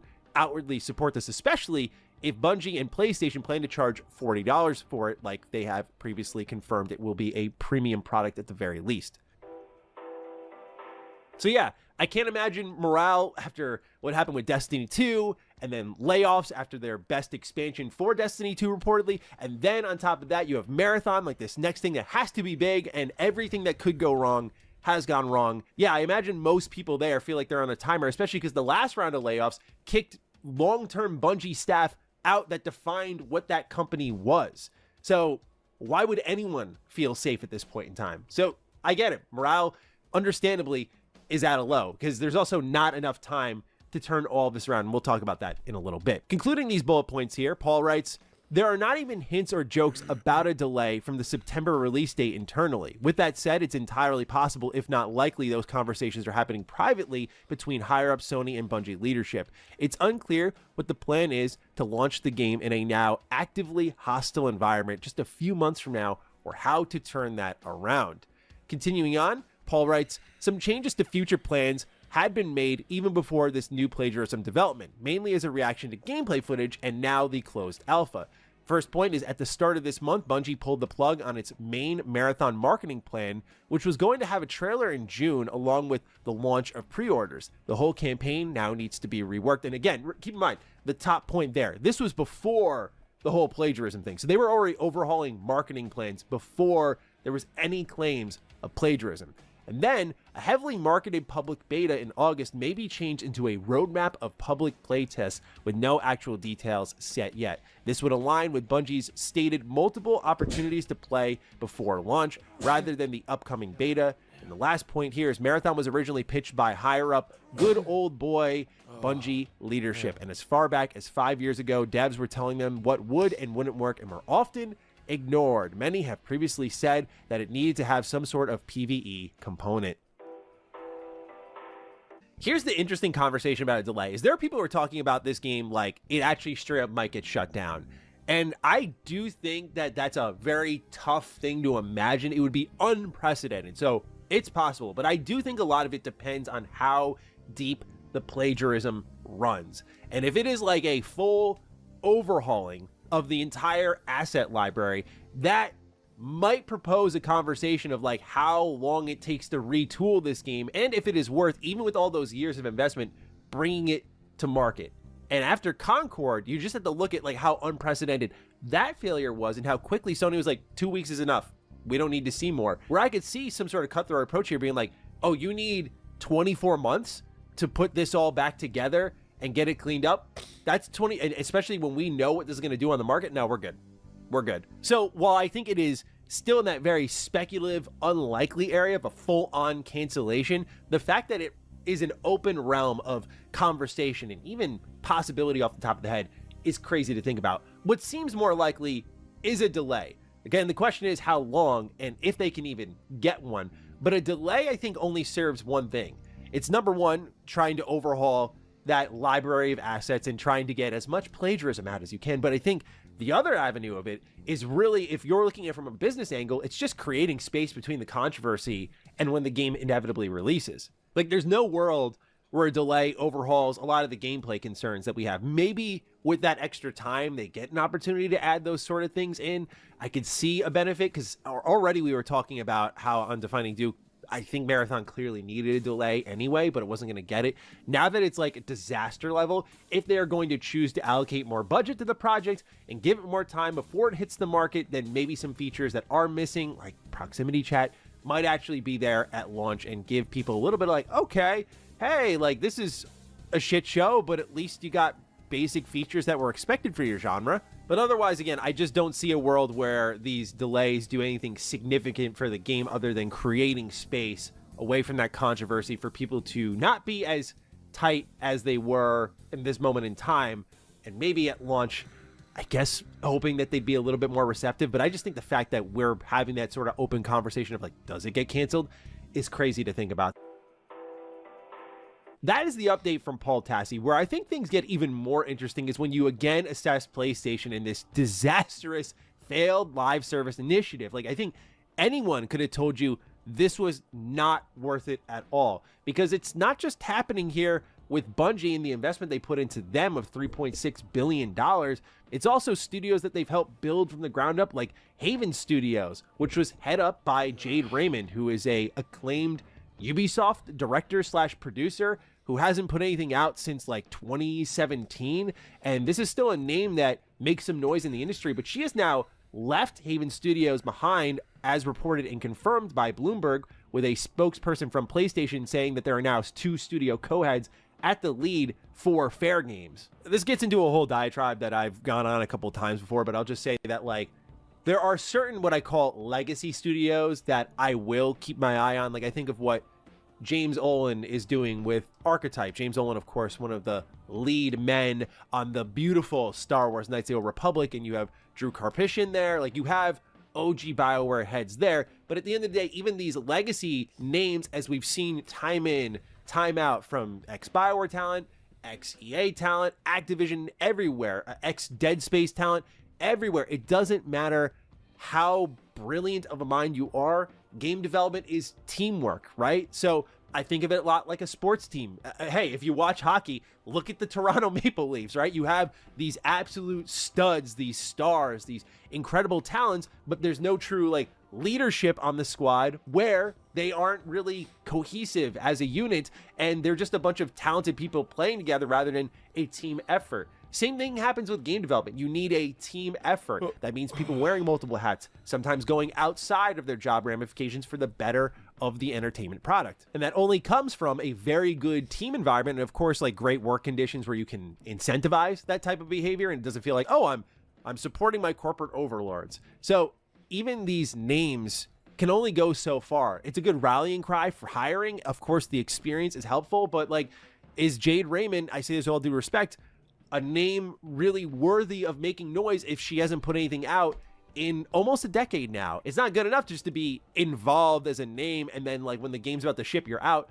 But someone leaving the studio they founded before their first game ships tells you everything you need to know. If she's out, that tells you probably Fair Games is not in a great spot, given that it was like a CG reveal trailer that Jim Ryan said at the front of a PlayStation showcase. It's like our best lineup ever, or something along those lines. And again, we saw how bad that showcase was. There was like very little gameplay. So yeah, I worry a bit about Fair Games. Of course, I don't need to get into it, but Concord speaks for itself. That's another part of PlayStation's live service initiative that is a brilliant failure, like a unheard of failure. And keep in mind that I think the real leader of this live service push should have been the most prestigious studio beneath PlayStation, developers of The Last of Us, developers of Naughty Dog. And I'm not really, I would say, a Naughty Dog stan. Like, I adore The Last of Us 1, but I mean, otherwise, I think they just make these incredible cinematic experiences, but they're also quietly really great multiplayer developers. And I feel like everyone would have bit on to what they were doing, especially after how great Last of Us Factions was and how great the Uncharted multiplayer was. Like, I would love to see a full live service game from Naughty Dog. I bring all this up because Bungie gave feedback to Naughty Dog that resulted in them shutting down Factions. Now, according to an interview with Shuei Yoshida done by my boy Colin Moriarty on Sacred Symbols Plus, this is what Shuei said. The idea for The Last of Us Online came from Naughty Dog and they really wanted to make it, but Bungie explained to them what it takes to make live service games, and Naughty Dog realized, oops, we can't do that. If we do it, we can't make Intergalactic the Heretic profit, so that was a lack of foresight. Based on what I see on the internet, I am more optimistic for Intergalactic than others, so I think ultimately this works out for me and my taste. But it's a shame because I feel like they could have spearheaded the launch of a live service initiative and not just have Helldivers 2 be this like random standout. Like, I guess they kind of figured it out there, probably because Arrowhead's just like a really good team and not really thanks to PlayStation or any vision of what this live service future for themselves looks like. But still, I think to me, looking at how disastrous Bungie has been as a company these last number of years and how they've even handled the future of their live service games, excluding Marathon, as we'll talk about in a little bit with Destiny, I just find it so insane that the newly acquired Bungie could come in and basically tell Naughty Dog, like, this is why you shouldn't do this. Like, Naughty Dog is just built different, and they have the capital unlike anyone else. But I can respect Shuei Yoshida and what he has to say. And if it just comes down to, like, hey, they gave advice and Naughty Dog decided to take it, then that is different from what exactly was first framed by the press. But nonetheless, ladies and gentlemen, this last bit here gets into Bungie and why I find it questionable that they were able to give any sort of authoritative opinion on the future of Naughty Dog's live service initiative when they themselves aren't really doing a great job. Because remember, we're talking about the company here that reportedly is not working on Destiny 3 and instead smaller Destiny 2 updates that may be free as of August last year. I say all of this because, my God, I feel like Destiny 3 was the obvious thing to do. And you have to like balance what I've talked about in a lot of videos before, like, what do the creatives want to do? What excites them? Because you want to keep them excited to keep working on these products while also serving the business in interesting, fun ways. Could Marathon have taken off in this ideal world and been bigger than anything Destiny could have been? I mean, that's how you sell it to the people funding you. You're like, this will be bigger than Destiny. Of course, like, that's game pitching 101. This thing's going to be massive. So no doubt they tricked themselves into that. But I think from the outside looking in, the obvious thing would be to do a Destiny 3, because Destiny 2 sounded like, for me, on the outside looking in, as someone who doesn't play a lot of Destiny at all, it was like, oh, these expansions sound really cool. Like, I'd love to get involved. But, oh, you vaulted away, like, major story content because you guys prey on FOMO. And that doesn't sound like anything I want to get involved in. So it just sounds like it's a group of people who are so attached to the amount of money that they had spent on this game since 2014 that they were like, oh, I'm not going to let go of this journey yet. And so there's never been a break from all of that. And Destiny 3 could have been a great time to refresh that group who was excited and dedicated at the same time as bringing people like me in who are like, oh, I want to know what's going on with Destiny. But in a post endgame expansion, whatever the hell the name of the final expansion is for Destiny 2, there's been nothing but just these periodic updates that haven't been nearly as good. And it's in that kind of post endgame era like Marvel was in, where they're like, we don't know what we're doing. We kind of just got to the end of what we wanted to do all along for the last 10 years. And like, yeah, we got to like figure some things out, but we need to give you content in the meantime until we get that organized. But to me, again, obvious business decision here is to do a Destiny 3, because putting all your eggs in the Marathon basket, we're seeing what happens there. Like, that's just a really bad decision, dude. So I don't know why Bungie had such strong say in a live service initiative at all, because you'd have to imagine when PlayStation bought Bungie, they were like, what are you going to do next? And if I were a PlayStation, I heard, oh, you're not making another Destiny, like the main thing that has made you in the modern era, not Halo, Destiny. Okay. You're making Marathon. Oh, you're doing a premium first-person shooter, extraction shooter. Okay.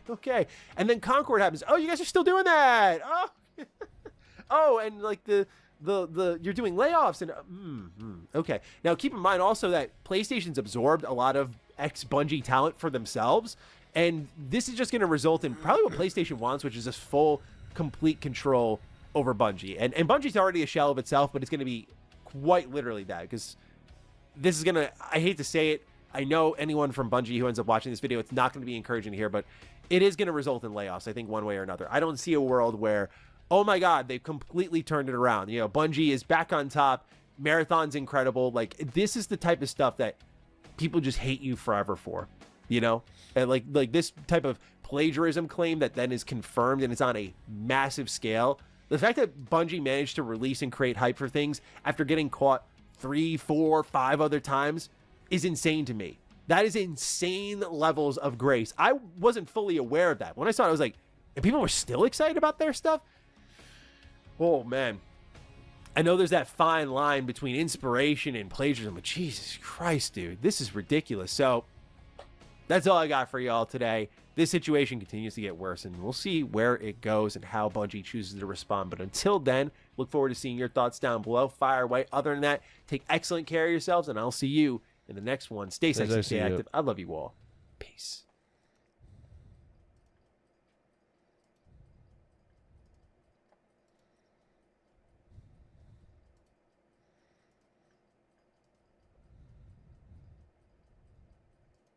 Salutations, everybody. It is Maddie here today. I hope you're all doing absolutely excellent. Today, we're gathering to talk about Borderlands 4 again. Now, our last Borderlands 4 upload, by the way, did way better than we ever expected, so thank you for that, but also was a lot more positively skewed, which was surprising to me, and I think many others, because I really haven't been on the Borderlands hype train since Borderlands 2. I've been excited for Borderlands games, but each have really underwhelmed me since 2012. So for me personally, going into 4, I was like, yeah, I'm indifferent to it. I'm probably not going to play it. But the state of play really turned my opinion around, as I documented in that video. Today, however, we're really testing the love of Borderlands, because we're talking about Borderlands 4 at $80. And it's been a subject we've talked a bit about on Defining Duke, but today Gearbox and Randy Pitchford are doing Gearbox Randy Pitchford things. We're going to talk about the price of Borderlands 4, $80, and if you're a big enough fan to pick it up for that price tag. So ladies and gentlemen, if you're new here into what's going on in the games industry, consider subscribing. Now, this is sort of like, if Randy Pitchford is a Jedi, you have the light side of Randy, you have the dark side of Randy. And I think he gives one answer before the one we're really going to talk about today, which was light side Randy. I think it was just well-reasoned, lays it out, puts the blame in the right areas, and then there's dark side Randy, which we're talking about a lot more here today. So I want to just show the general progression here, because I think it makes the video, number one, a lot more amusing, because you just see that transformation over time, like that switch just flips. But also, I think it's important to just see context A versus context B. So let's roll the clip. Here's Randy Pitchford at PAX East 2025 talking about Borderlands 4 for $80. It's an interesting one. I don't know this. Really now? I'll tell you the truth. I don't know. And that is the truth. I'll hit it. I'll hit it straight on. And it's an interesting time, right? We've got on one level, we've got a competitive marketplace where people want to, or the people that make those choices want to sell as many units as possible, and they want to be careful about people that are price sensitive. So there's some folks that don't want to see prices go up, even the ones deciding what the prices are.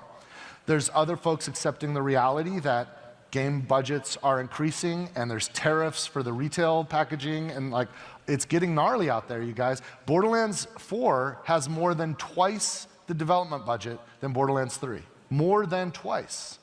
The truth is, I don't know what the price is going to be. I do know that we will be opening pre-orders soon, TM, and that will be when the price is set. I think that Borderlands 4, here's the philosophy we have. Whatever the price is, we're entertainers. Yes, we want to get more resources so we can make bigger and better games. There's a reason why Borderlands 4 is so awesome. It's because you guys showed up and supported Borderlands 3. And we had the budget, so we could more than double the budget and feel confident in that. And that's awesome. When the revenue comes in, we can spend it to make bigger games and better games. As artists, we want everybody to have it. You know, we want to make it as easy as possible for everybody to enjoy what we're creating. So it's a weird thing, but the fundamental philosophy is we want people to buy it so we have the resources to make more, but we want everyone who buys and plays a Gearbox game to feel certain that they got the better end of the bargain. All right, this answer packs a lot in it. I think at a certain point in the comment, he was kind of belaboring it and trying to dance around it, but he did what I think was the best thing to do. Put it on Take-Two. Hey, we're artists. We want as many people to play, but also keep in mind the shifting economy in the games industry. We've doubled the budget since Borderlands 3 because of how many people support us. That puts pressure on Borderlands 4 to do more. You can ease that pressure by like jumping the price tag by $10. So I get all sides. You already know how I feel about $80 games. I'm not here for it. I can't think of a game I'd pay $80 for. But nonetheless, it's at least well-reasoned and deflective enough where there was no reaction to this, which, well done, right? That's how it should have been. Now, when this topic first popped up, we talked about it in Defining Duke. So Defining Duke listeners, I apologize if I am reiterating myself. But for those who don't listen, well, first off, you should. What are you doing? But second of all, what I talked about in that episode was that the reason Borderlands 4 should stay at $70 has, to me, very little actually to do with the video game itself, because I feel like companies are going to company. Corporate's going to corporate. Bean counter's going to bean count. All that stuff, right? That's going to happen regardless of the fact. And while I think it should stay at $70 on just principle alone, here's where I think Borderlands 4 should just stay at $70. And it's Randy Pitchford. Guy can't help himself, right? We talked about the Borderlands movie and his reaction to it. He just can't help himself. So that gets into our next point here. What really brings us to the table of the $80 games conversation, again, is his interaction with a fan on Twitter. So it was confirmed that Gearbox was going to be bringing Borderlands 4 over to Nintendo Switch 2. Randy Pitchford quote tweets it. He's very excited to bring it over there. And then a fan writes in, Randy, this game better not be $80. Don't take that risk. A lot of gamers aren't going to pay $80 and feed this notion of constant increase of the price tag. You are the CEO. You have some say with the price when it comes to your publisher. And Randy says, A, not my call. B, if you're... Holy shit. Randy, this game better not be $80. Don't take that risk. A lot of gamers aren't going to pay $80 and feed this notion of constant increase of that price tag. You're the CEO. You have some say with the price when it comes to your publisher. A, not my call. B, if you're a real fan, you'll find a way to make it happen. My local game store had Starflight for Sega Genesis for $80 in 1991 when I was just out of high school working minimum wage at an ice cream parlor in Pismo Beach, and I found a way to make it happen. For a real fan, you'll find a way to make it happen.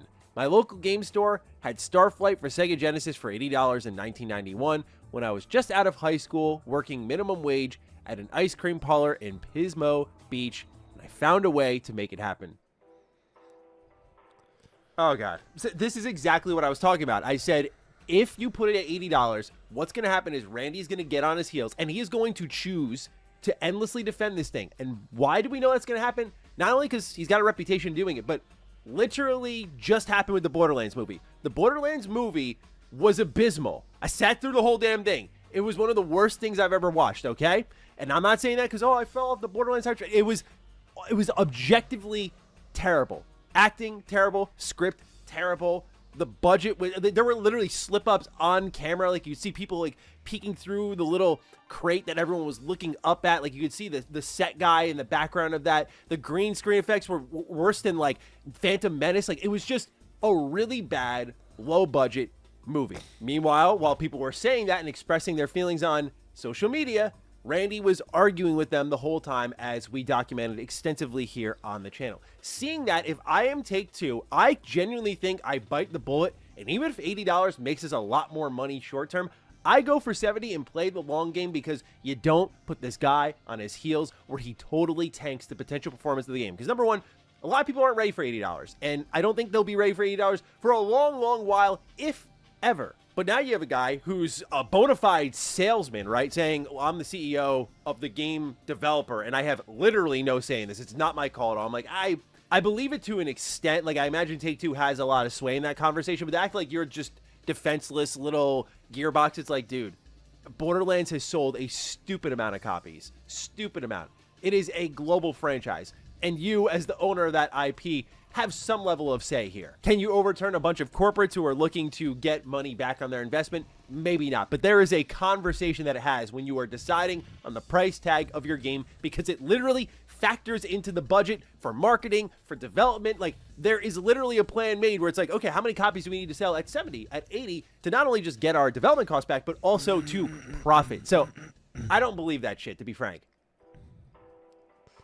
But if you're Take-Two, you just bite the bullet. $70, don't make this guy go out on social media and defend $80, because it will literally tank the performance of the game, because people aren't ready for $80, and Randy's going to do his Randy thing. So that just gets into the whole conversation about $80 games. Again, I kind of blinked over this when I first saw it, because I'm like, no way. Like, that's just way too much money. But we've seen, as we covered here, Xbox going to $80, and Nintendo really is the one who forced that door open with Mario Kart World, where I think this conversation is going to resurrect again. Now, in that PAX East clip, one thing that Randy did say is soon, TM, we're going to be showing off pre-orders, and that's where the price will be revealed, that sort of thing. If it's happening soon, again, I feel like he'd have an idea of like which way they're leaning.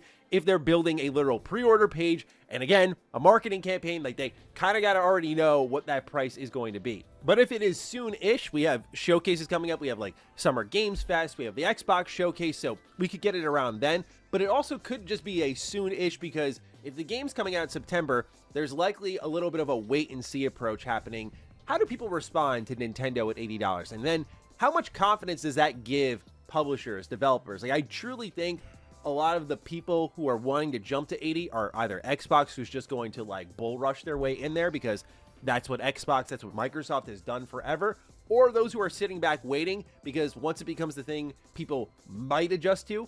Again, I think some publishers are getting ahead of themselves. We adjusted to $70 because I think that was almost an acceptable bump. It was like, that's the highest we're going to go, fam. And to jump up to 80 so quickly after, like 3 years later, it's just too much. But I think some people are waiting patiently until some numbers come in and go, look, people are buying it for this price, so we can do it too. I think it's a slippery slope. I think AA games are going to be on a takeover spree. There's a game I want to talk about sometime this week or next week, Tainted Grail: Fall of Avalon. It's a Polish team that's developing a game inspired by Elder Scrolls, and we've covered it here on the channel. Full disclosure, by the way, it was a sponsored video, but the game's awesome.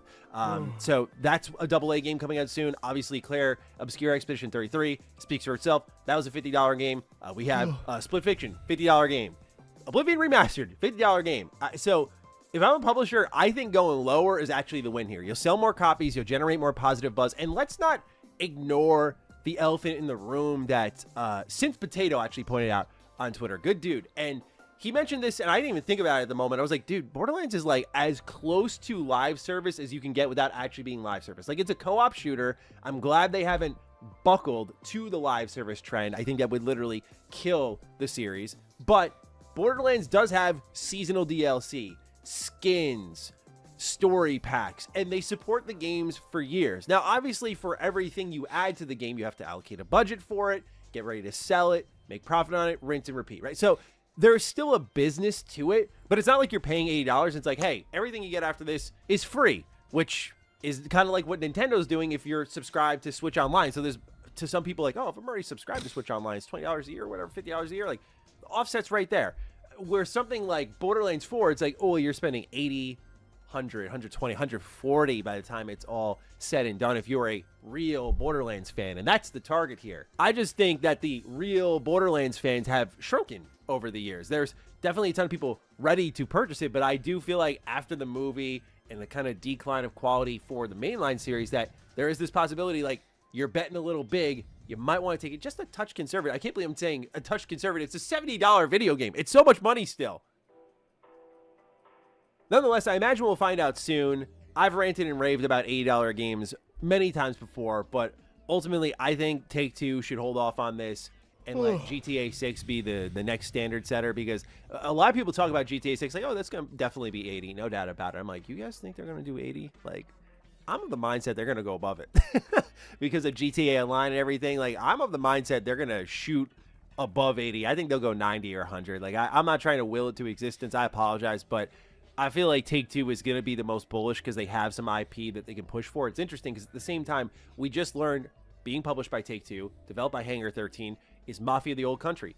$50 video game. Very excited for it. They also are making it more linear, less open world. Like, these are the type of games that people are looking for nowadays. They're not looking for these like 80 to 90 to 100-hour epics constantly, which, funny enough, we still continue to get. But that's not what everyone is looking for. So it's weird that Take-Two is like answering that pocket, and Borderlands kind of finds itself between the two. Like, a lot of pull, a lot of fans.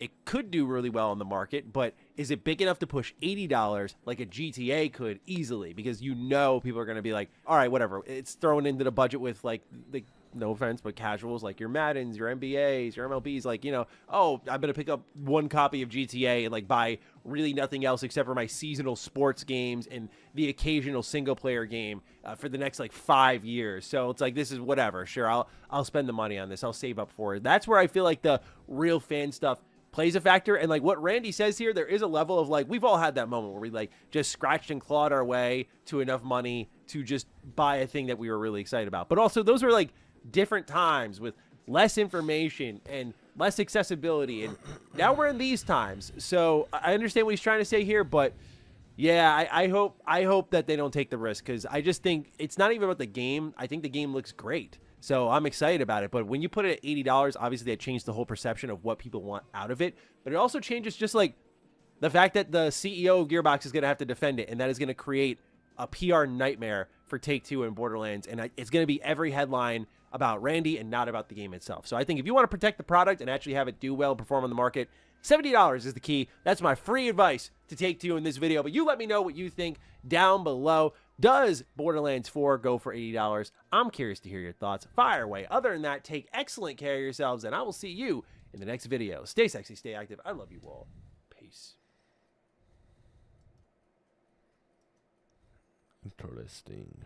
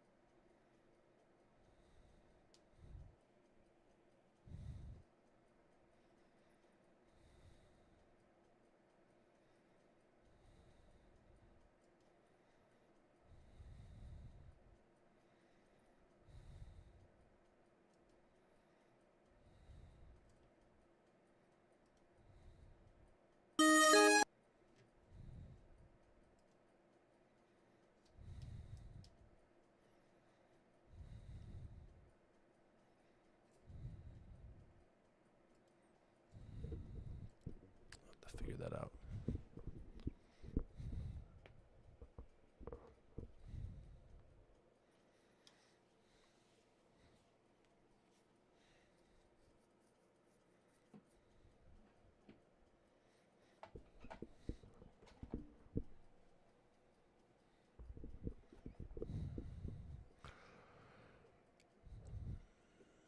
Oh man, I gotta let that grow in.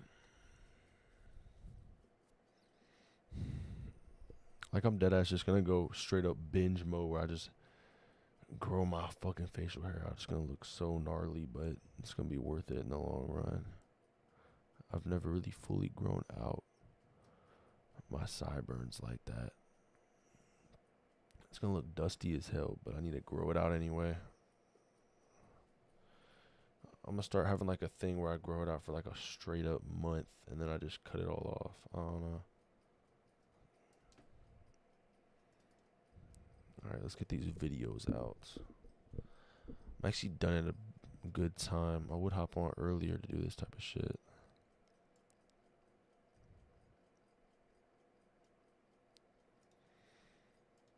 And we slime and we do what we want, yeah. But decide what you gonna fucking do with that emotion, yeah.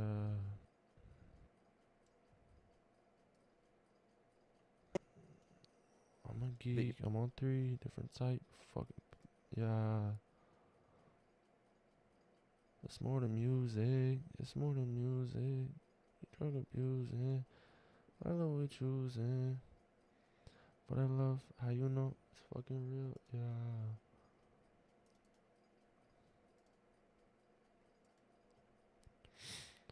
I didn't even know they had Borderlands 4 coming out like that. I'm not gonna lie, I'm probably not gonna buy any new games. Like I'm done playing new games. Oblivion was the one thing that I was like, yeah, I would get that because it's Bethesda related. Like I'm not gonna get no new games unless it's GTA 6, and GTA 6 isn't coming out till next year, so I'm in a position where I don't really have to do that.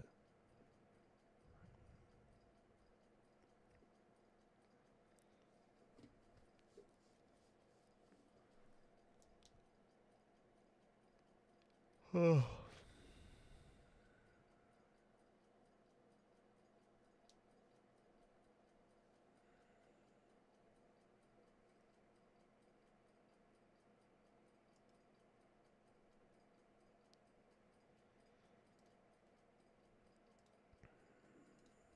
least I have 3 videos to post. I don't really like posting too many more than this, but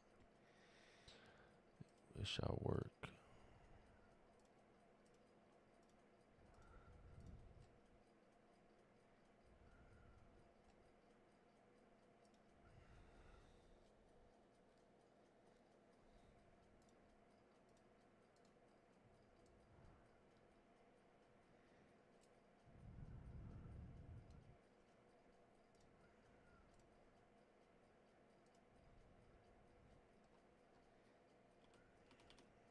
T55.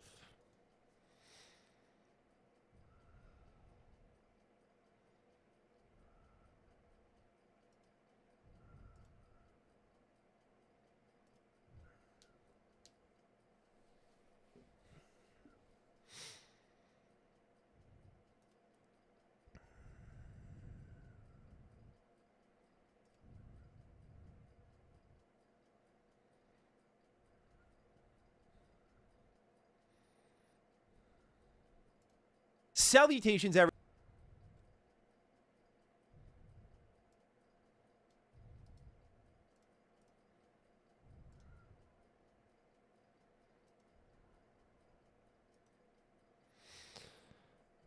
Yeah, if you can, I would just get most of the new games you want when they're on sale. Yeah. That's the issue with the fact that I don't have Xbox. Because since I don't have Xbox, I can't get all the specific games that, like, if I had, I swear, that's actually, this, like, while I'm now thinking about getting a PC built for just gaming, like right now, we're getting this PC edited up because I want to be able to get the Xbox Pass and just download. Like, I could have gotten Dark Ages. I could have gotten Oblivion for free. But I think, yeah, every game I'm going to get from now on. Of course, if Fallout 3 just randomly drops remastered, I'll definitely get that immediately. But I think I have all the games I need. I mean, I have Bloodborne, Dark Souls, all the Dark Souls. I think Elden Ring is the only other game that I'm probably going to buy once I'm done with this. I'm going to get done with all Dark Souls. That's the goal. I want to do the Dark Souls so bad.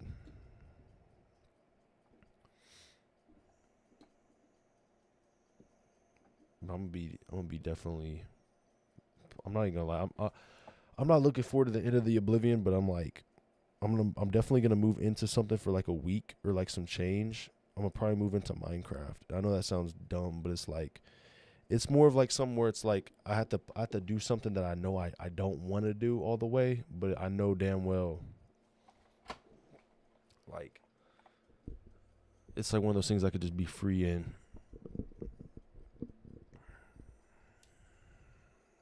It's for growth too as well. I think that's the crazy thing about Minecraft, bro. Is like, as much as I want to be like in the beginning step of things, but everything's like in the beginning step.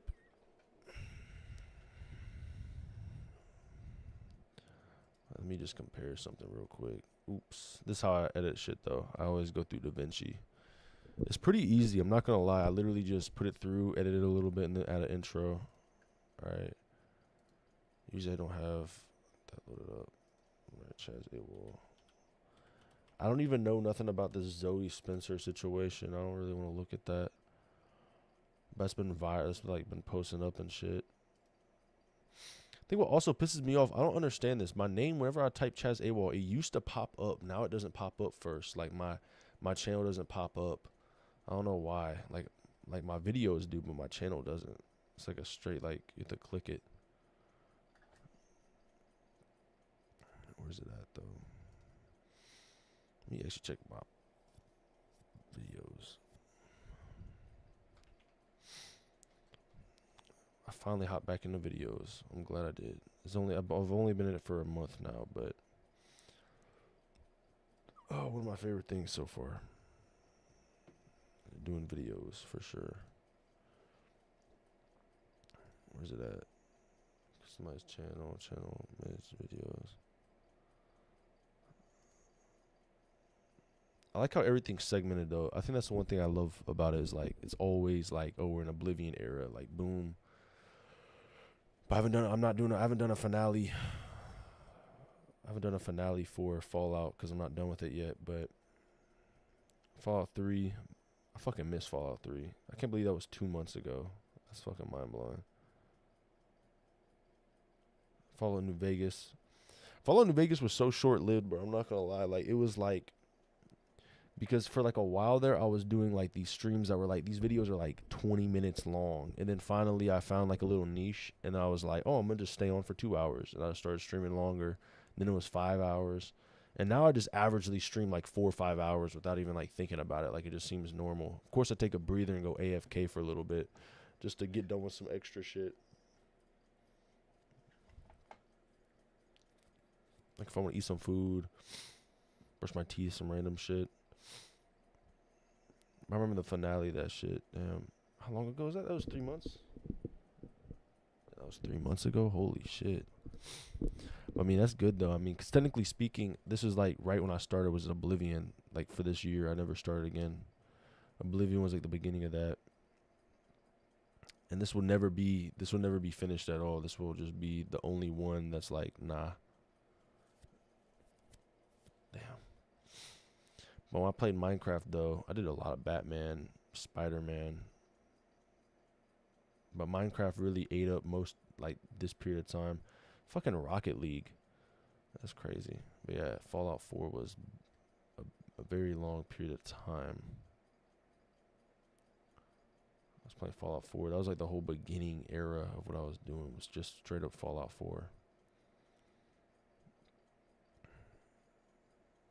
I think there's a couple other games that I played, but I just didn't. I got rid of them, like Brawlhalla, Fortnite. I actually can't believe this, but I think I was playing Fortnite in between. I think it was in between this and where was it? Yeah, this 8 months to this area right here, literally was just straight up Fortnite, and I think it was like 30 episodes of Fortnite because I'd play Fortnite every day almost. Like I was working, and I was like, damn, let me just hop on Fortnite. Let me just play Fortnite. I just played Fortnite every day. It's actually brain dead. I can't believe I did that. Got no fucking views on that shit either. I think when you go AFK, you should try to put some text on the screen, maybe saying "be back soon." Yeah, that's something I do need to do. I need to put like a custom screen or some shit. I could low-key build one up.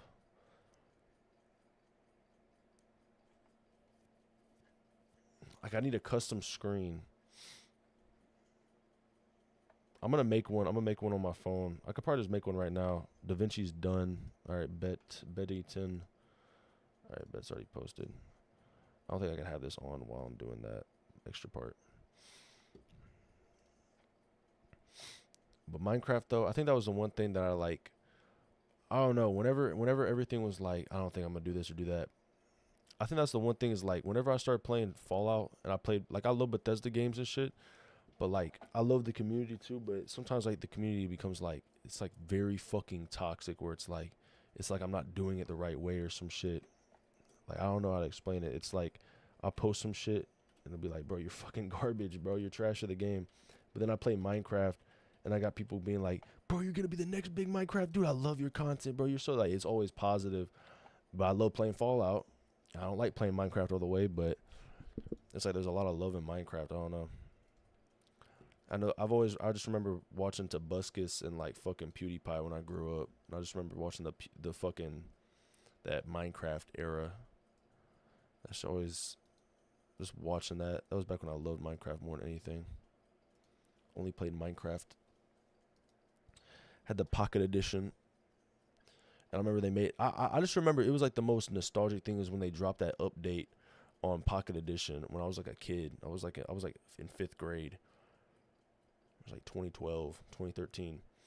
I remember they dropped that update, and now you have caves. Now you have unlimited area, and the whole like Pocket Edition became like that update was insane. It was the biggest hype because I used to go to summer camp, and everyone at summer camp was like, "Yo, bro, the new update is gonna come up this Thursday." Like it was all over the fucking YouTube, everything. Like it was just big. They finally brought it over. They like had Enderman. It was like the update was like insane. Like they had all the fucking creatures in it, damn near.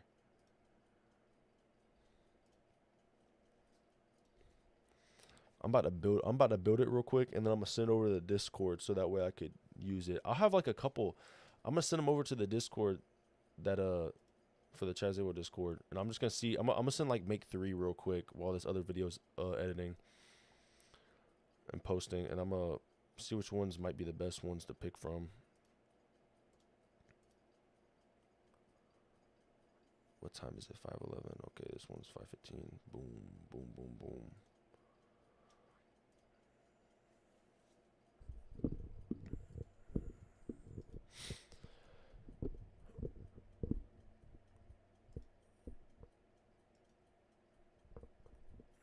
All right, well, that one's uploading. Let me actually send this one over to file, new project, T55. I think that's called T56. All right, bet.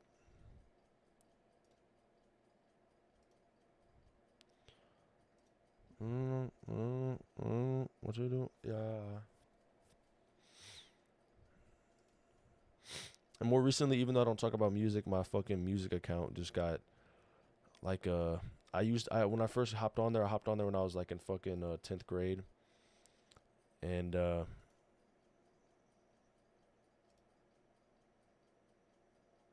my password, I don't remember the email to it at all, and I lost, like, I don't have the email saved. It might be on the older laptop, but I don't remember the password at all, because I change passwords nowadays so much to the point where if I didn't change that password in the recent times, then I won't know what it is. I can't even guess anymore. So I lost over 700 songs that I worked on from 10th grade all the way to this point.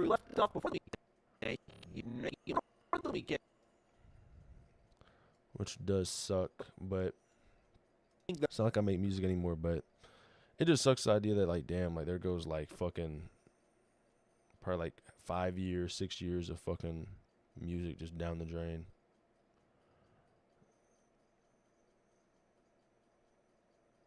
I don't know, small things like that. I think the other thing too is like, if like accounts got hacked or like fucking you lost your verification and then you have to verify and you don't remember it, like that type of shit would kill my whole mood. Like the idea that you could just lose everything just as quickly as you, well, it's not as quick at all. Like building it up is not easy at all. So when you lose it, I remember telling my friend that I was like, bro, if I lost this account, like the way, because I remember my other music account got, for a little bit there, I was posting content like consistently. Like I was posting like 3 shorts a day, 2 music videos, and some of the shorts and some of the anime videos I was doing looked the same. They weren't completely the same. And I remember I got fucking I had to do an appeal because of that. Because my whole account got taken down, and I was like, what the fuck? Like, I've had this account since I was like a ninth, like, nah, not even ninth, like 5th grade. My first ever account, the CTN account. And I was so sad. I was like, there's no way. But this happened to this account, or even my other account with 10K, I would probably crash out. Like, I would definitely consider unthinkable things. I would probably be pretty upset.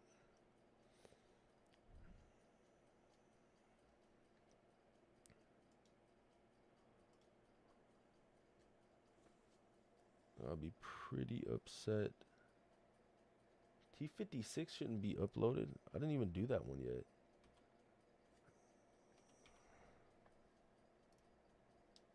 That's weird.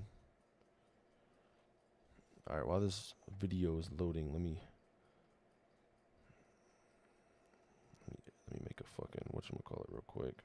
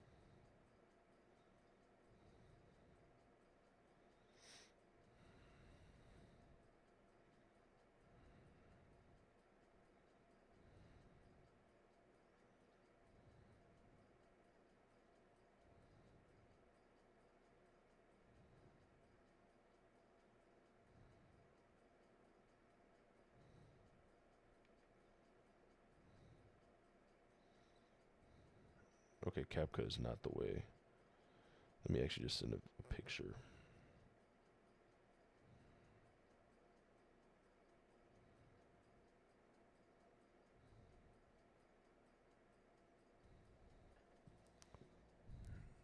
Alright, let's go to Discord.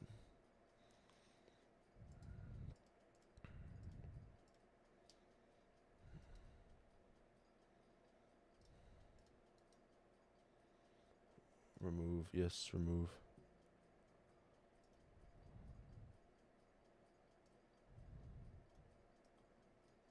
Okay.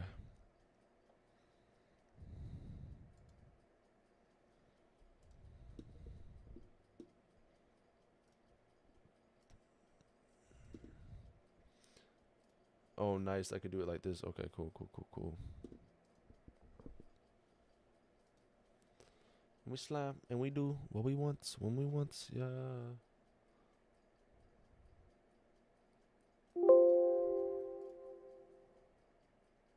Better decide what you want and do with emotion. Yeah. Yeah. Yeah. I'm a geek. I'm on 3 different type of fucking pills. It's more than music. It's more than music. You're the music. Like what we choosing. But I love how you know it's fucking real. Yeah. But I just sent a video. Why is it not going through? Maybe reactions? Nah.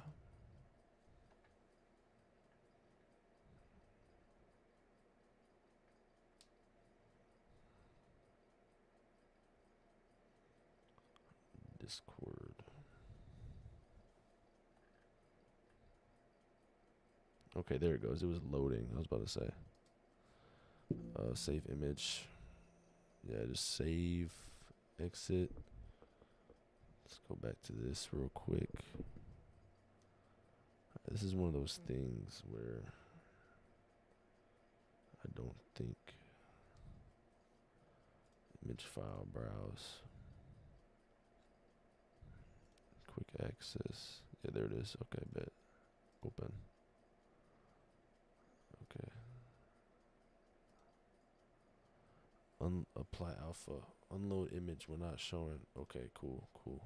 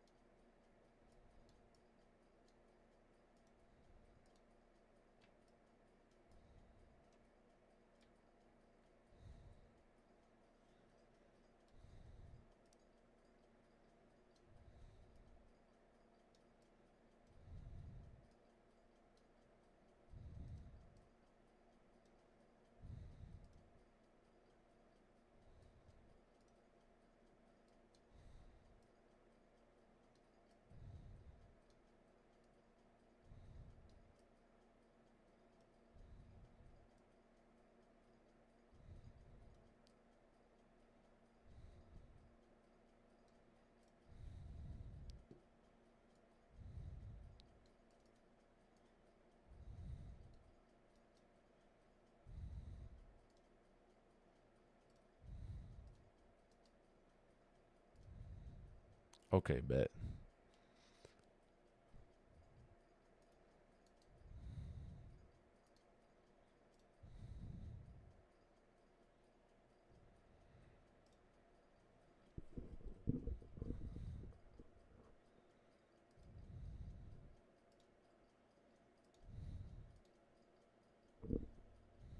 Wait, how do I do this again? I forgot how to cut. Damn, I used to do this shit all the time and I don't know how to do it.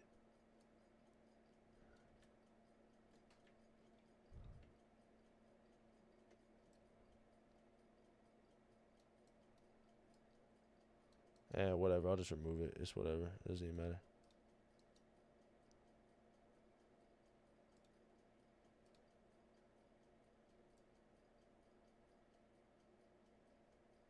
Okay. Remove, yes, remove this. Damn.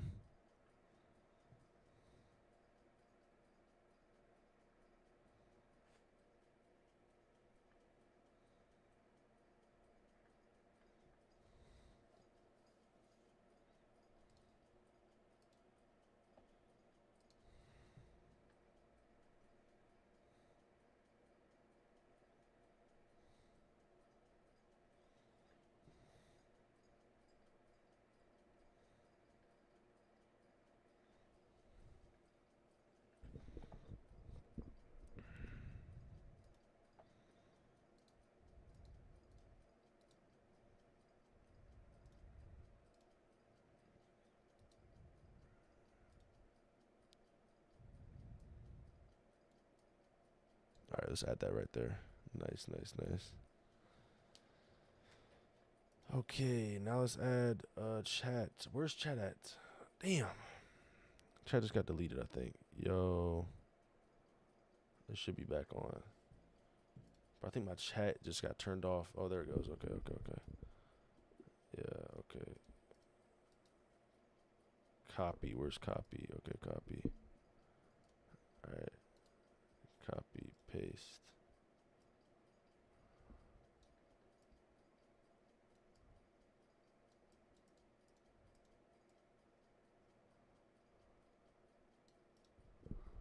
Okay, nice, nice, nice. This looks decent. Alright. Of course, my chat got turned off. When I'm in a whole nother scene like that type of shit just randomly happens. Interesting. Alright. Alright, time to create another one. Upload videos. Yes, select files. T56 open. Okay, bet.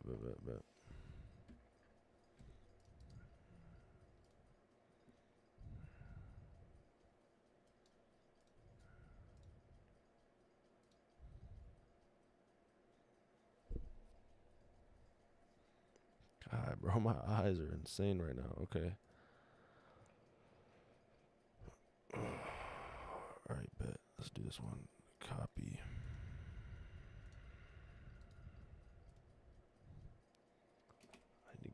I need to honestly tomorrow or later today, I need to call up my eye doctors and get that figured out. No, it's not made for kids. Okay, boom. Done. Next. Nope. Submit ratings. Next, import video. Yes. Most recent. Video. What's this one? Next.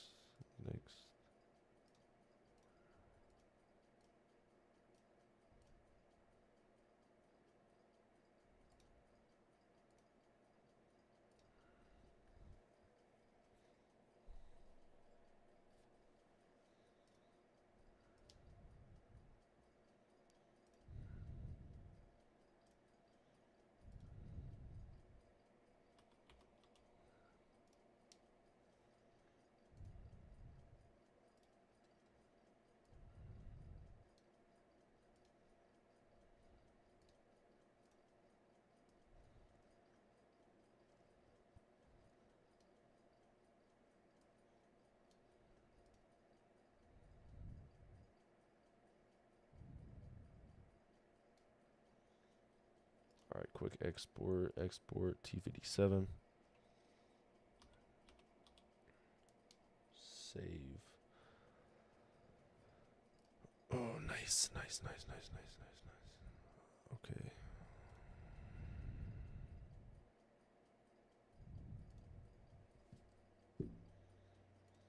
Maddie Play Games is just one of these things where I could get real insight on something, and I know it's not gonna get. There's not any music in it, and also Maddie Plays is really like I like his content a lot, comparably to most other people's content.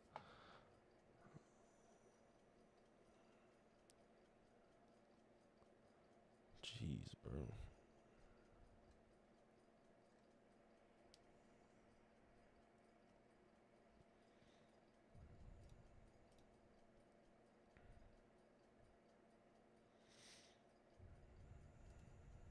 Okay, bet.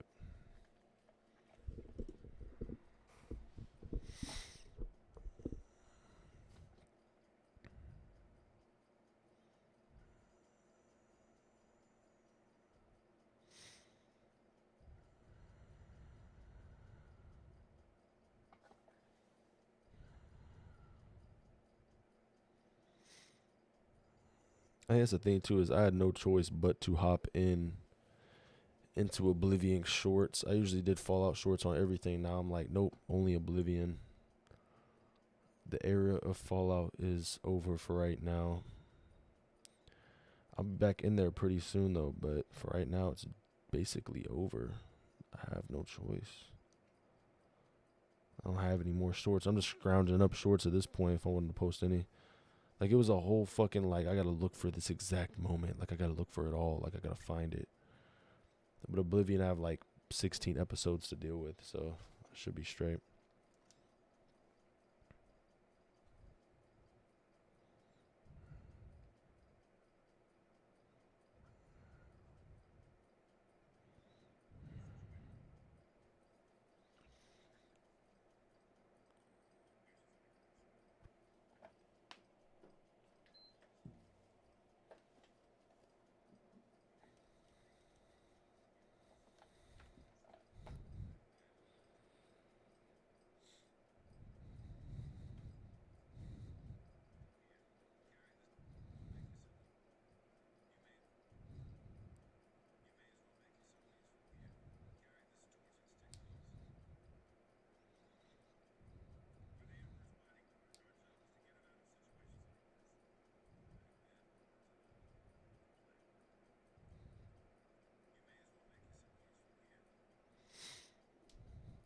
Your audio is delayed. Wait, really?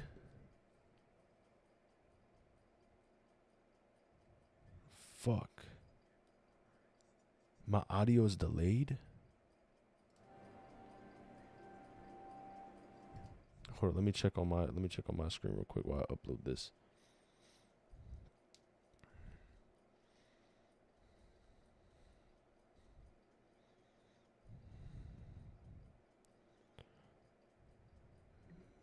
Make yourself. Let me check this real quick.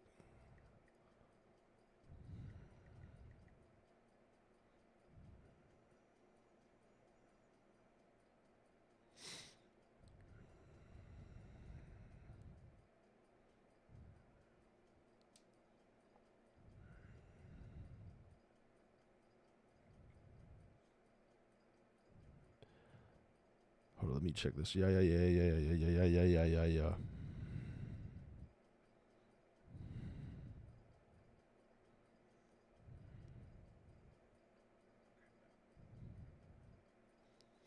Is it back to normal or is it?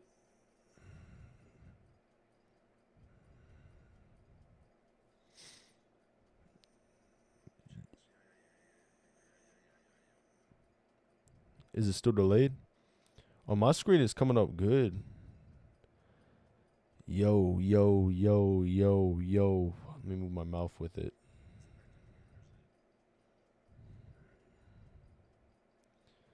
You might have to come in and come out.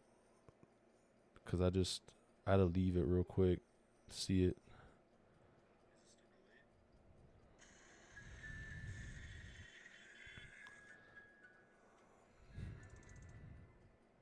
Damn, of course I got an ad ran on me, bro.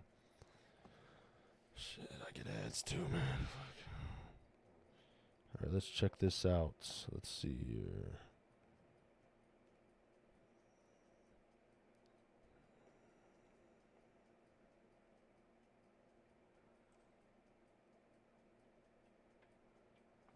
Oh shit, is the DaVinci already done? Damn.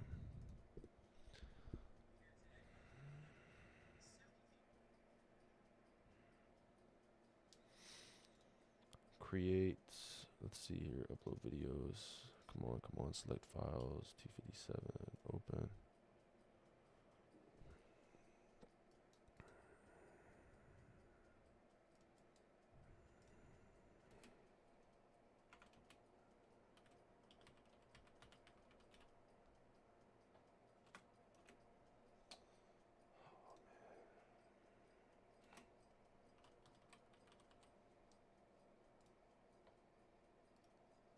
I think it's fine now. Okay, bet. That scared me. There's a lot of shit going on my computer right now. I mean, I think I'm... It's from me uploading this shit.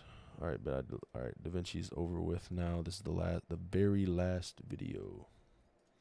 I only want to post 2 to 3 videos a day because honestly, whenever I get into 5, I start getting headaches and shit. It's like way too many videos to keep up with. I'm like, which one wants which?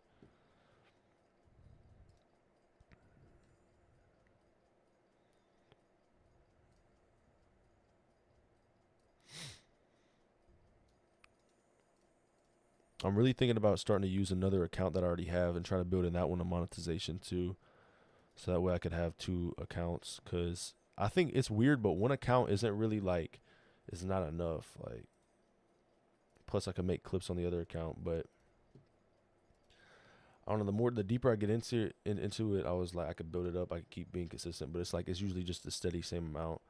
But over time though, if I could just imagine though, I couldn't go live on the other account, but I could post videos and short on the other account. So it definitely would make sense. Most recent upload, save, add video. Oh my gosh, I think I know how I would do it too. I don't even have to I could just go live right now. What the fuck? It'll be on more Chazawol though. Well, actually no, I can't go live right now. I gotta post fucking shorts. Damn. But bro, I'm gonna be, what the fuck? There'd be like, cause I'm not gonna lie, there would be like 4 different there'd be 4 different videos. I mean 4 different lives going on. I'd be live on TikTok. Once this is all figured out, I'll be live on TikTok most likely tomorrow. But that's just because I don't know, like I've seen it now where I'm like, I'm already on Restream, so it's like, why not? Like, why not just do it already? But I'm not gonna do Facebook Live though, or Twitter.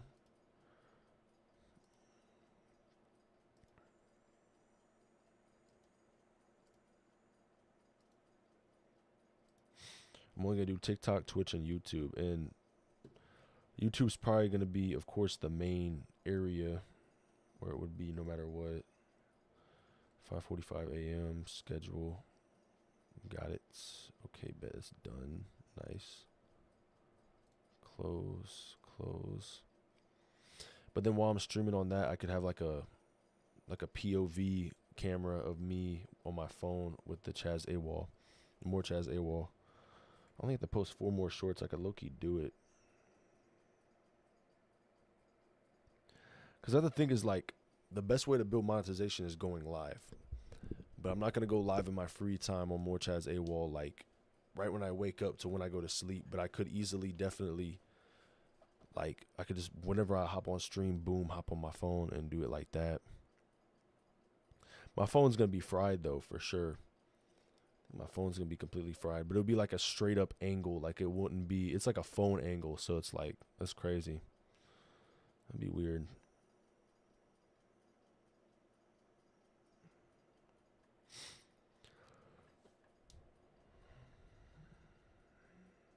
Like, bro, I'm gonna be vitalized. Like, my phone's gonna be completely violated, bro. I'm gonna be posting like 4 different videos on it, going live on it at the same time of doing all this other shit.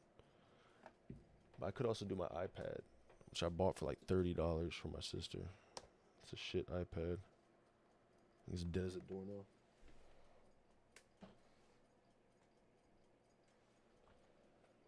But yeah, that's how I would look at it though. Honestly, if I don't know, bro. I think it all comes down to is the fact that I fell in love with streaming, because before I was streaming, I was like, oh, I'm just going to get monetized with it. But now I actually like streaming more than living. Like, I don't know. I mean, I like living, but streaming is really a lot more, like, you know, I like to play basketball, go to the gym, go to work and shit. But I don't know, hopping on stream is a lot of fun. And I know that the easy way out would me basically just be making me video. Like, I could just make videos in this format right here, but minus everything else. And it's just me talking to the camera and come up with content ideas, or react to shit. But it's so much more fun just to do it all at once. So I probably would not be playing a game if I wasn't on stream. I'm not gonna lie.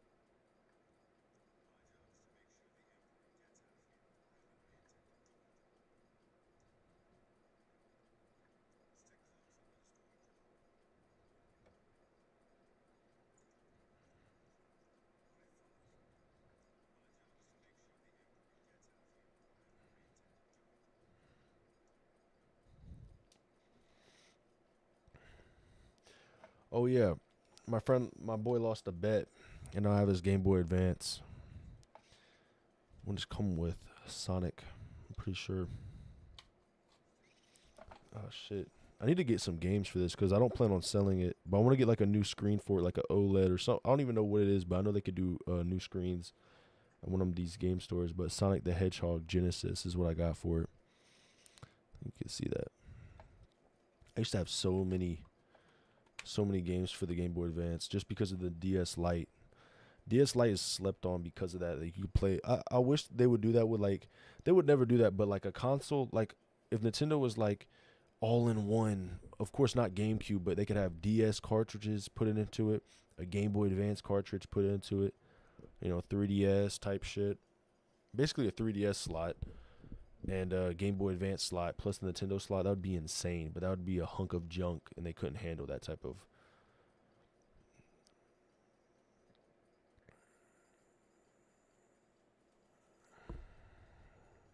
I intend to do it. I also got a lot of Wii games, but I sold all of them because I don't have a Wii like that anymore. And these games are really good. Like I got Super Mario Galaxy. I still have it, but I'm probably gonna sell it because I want more collectibles. Like if I have to get the, was it Super All Stars for the Switch where it has all three of them, then I'll just do that.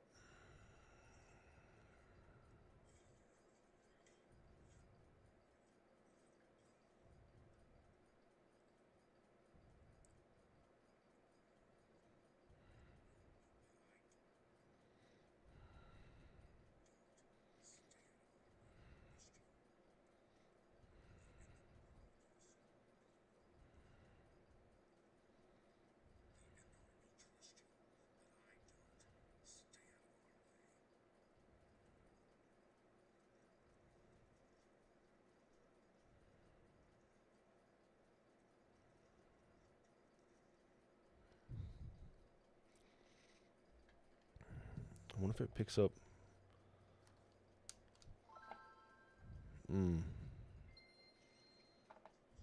This thing is OG.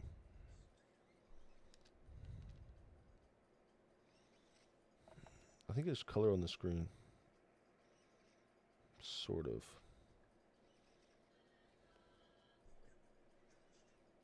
This thing's OG.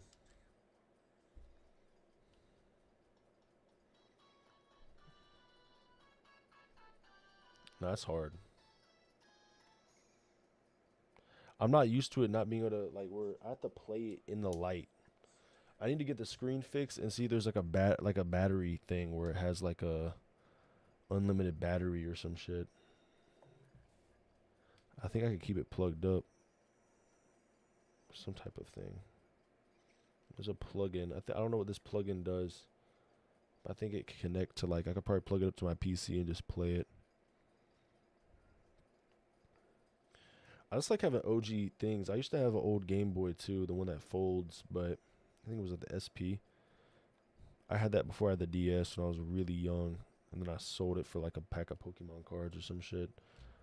But nowadays though, the Pokemon cards are going crazy. I went by GameStop just to trade in like all the games I got for my boy because he lost a bet, and I was like, you know what, let me see if I can get some Pokemon cards. And they're like, yeah, there's so many scalpers. Like, we're lucky to even have any when we do. Like, they just get sold out immediately.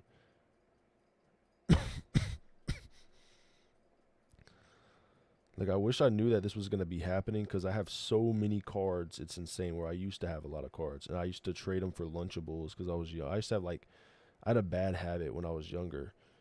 And I would, like, I would go to, like, every Walmart. And there, I'd have, like, a method where I just take like 20.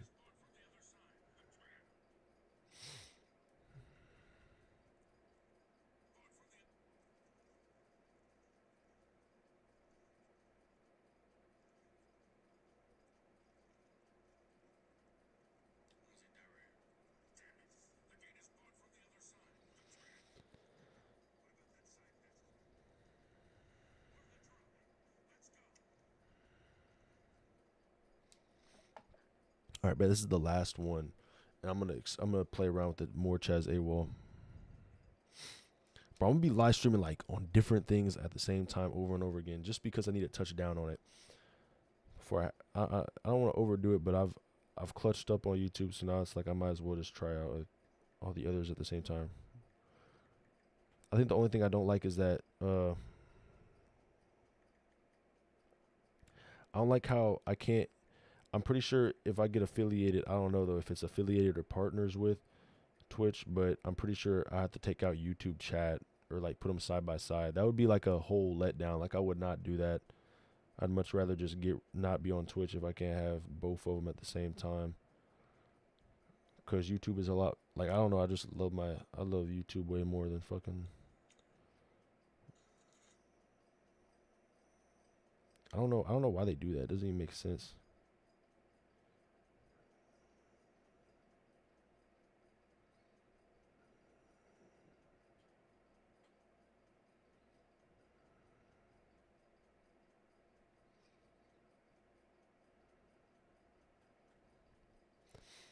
Okay, this is uploaded. Bet. I think it is. Oh, it's gonna be pending for a little bit. It should be out pretty soon. Be able to cancel out of that.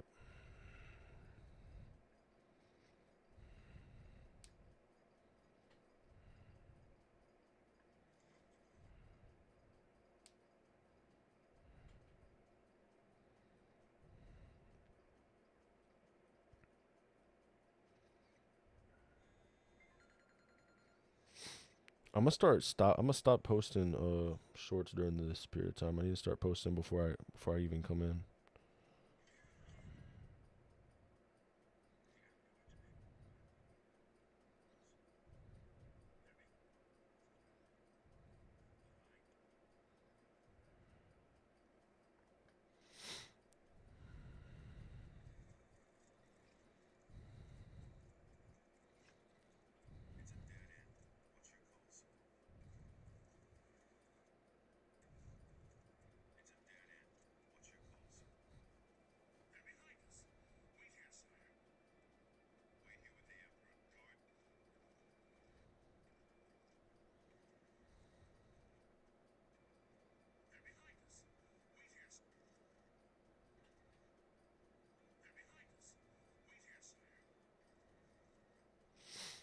All right, but it's the last short.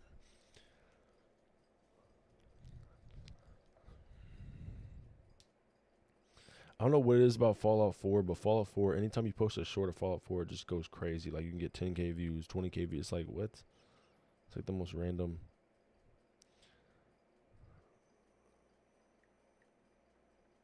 Wait here, sire.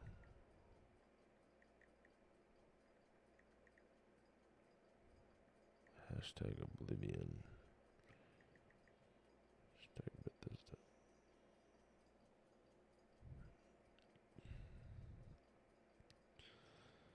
Alright, bet that's uploaded. Nice.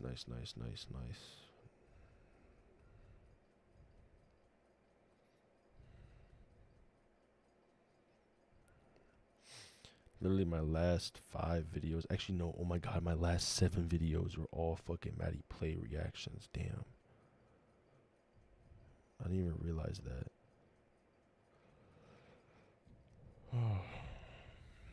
I should have run through it because I haven't caught up in like 7 episodes of what he's dropped. I usually react to it once a day, but I haven't done it at all. But looks like tomorrow I'm about to react to something else. Probably new drops of games if I can. If I'm allowed to react to like a new game that's coming out, I would definitely do it. Like it makes sense.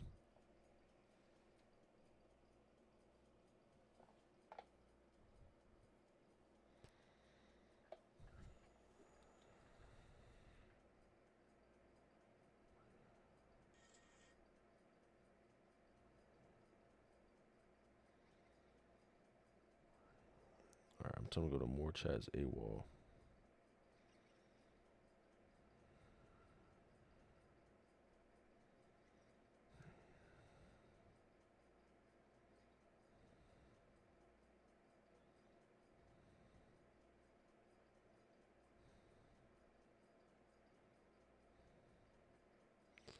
Alright, I'm about to go live on more Chazawol. Let's see here.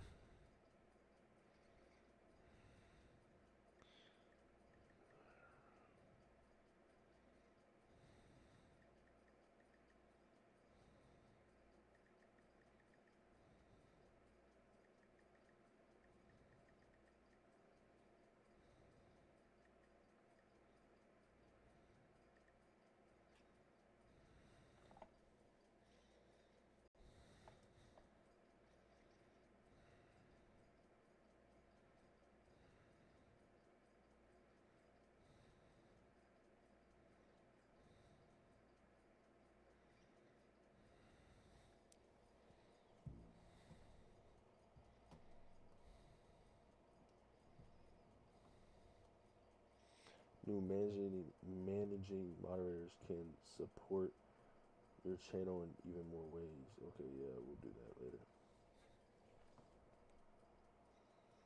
I think it could pick up audio. That's crazy though. Now I'm on my phone too. That is what's up. That is what's up. Damn. So that if you want, oh my gosh. So if you want two different views, it's on more Chazawol or it's on. Basically, this is where it's at. Let me find it real quick. I'm gonna be on here like daily with it. But I'm gonna have to charge my phone though beforehand because that's gonna be stupid. All right, I should have. Where's it at? More Chazawol.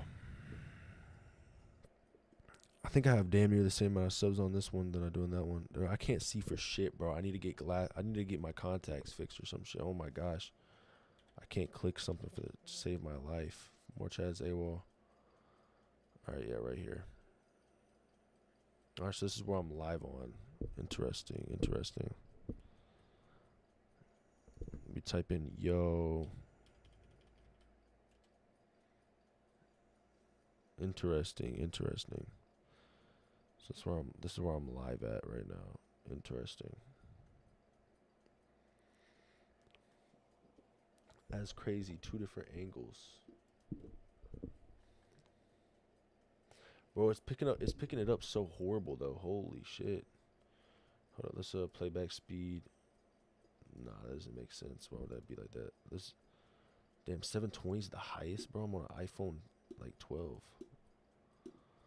Whatever. I'm gonna start naming it too, but yeah, that's basically where that's at. Okay, interesting. Very interesting. It just makes sense to do that. That way I build a little community on there, which would be honestly brain rot as fuck, but it's like can't dual stream. That's pretty cool though. I mean, if I could get I think if I could get my iPad working, then I'll be really chilling because I'll just charge my iPad all day and have it set up to where it would just be straight up like I'll have it like pointed at me. I have 2 people in here. Hell yeah. Okay, actually I have 3 people. Actually I have 5 people. Okay, well I'm on stream, guys, on this right now. Hello, I want to play a game. I am a woman. No, you're not. You're not. I promise you're not, bro. They tell me I can't. No. What do you want to play a game? What's the game you want to play? It's crazy. I'm live on like 4 different things right now. My head is hurting. Like, holy shit. Interesting. Very interesting. It's called, what's the game? Sword fighting. What kind of sword fighting are you talking about, man? If you get what I mean. Yeah, bro. I think I do get what you mean, bro. I'm not gonna lie. I knew what you meant right when you said it.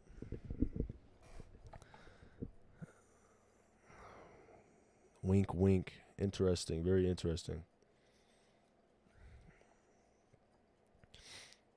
I want you to do it with your neighbor. No, I'm not. Come on, bro. Bro, why let the games begin? It's not gonna happen, bro. I'm sorry, you can't make me. That's crazy though, bro.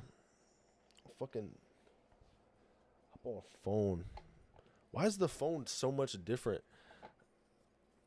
Because you guys don't know this. I'm on stream on this right here. I'm talking to people on this now. I'm talking to people on that. But my brain is like fried. Holy shit, what is this? Pretend this is your address. Bro, who is this guy? Jigsaw. My neighbor's house got raided today. He had 25 minutes. Bro, that's insane, bro. That's nut shit. Okay, well I'm glad that happened though, bro. You had to get that figured out. Bro, why did I just spawn into my phone and then automatically it's like there's 8 people just watching you off of it. I'm not gonna lie, now I realize why people go stream on the phone instead of stream on this. She makes sense. I only smoke crypto.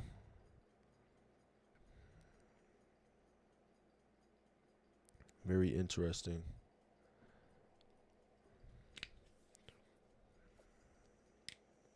You should hop into meme coins.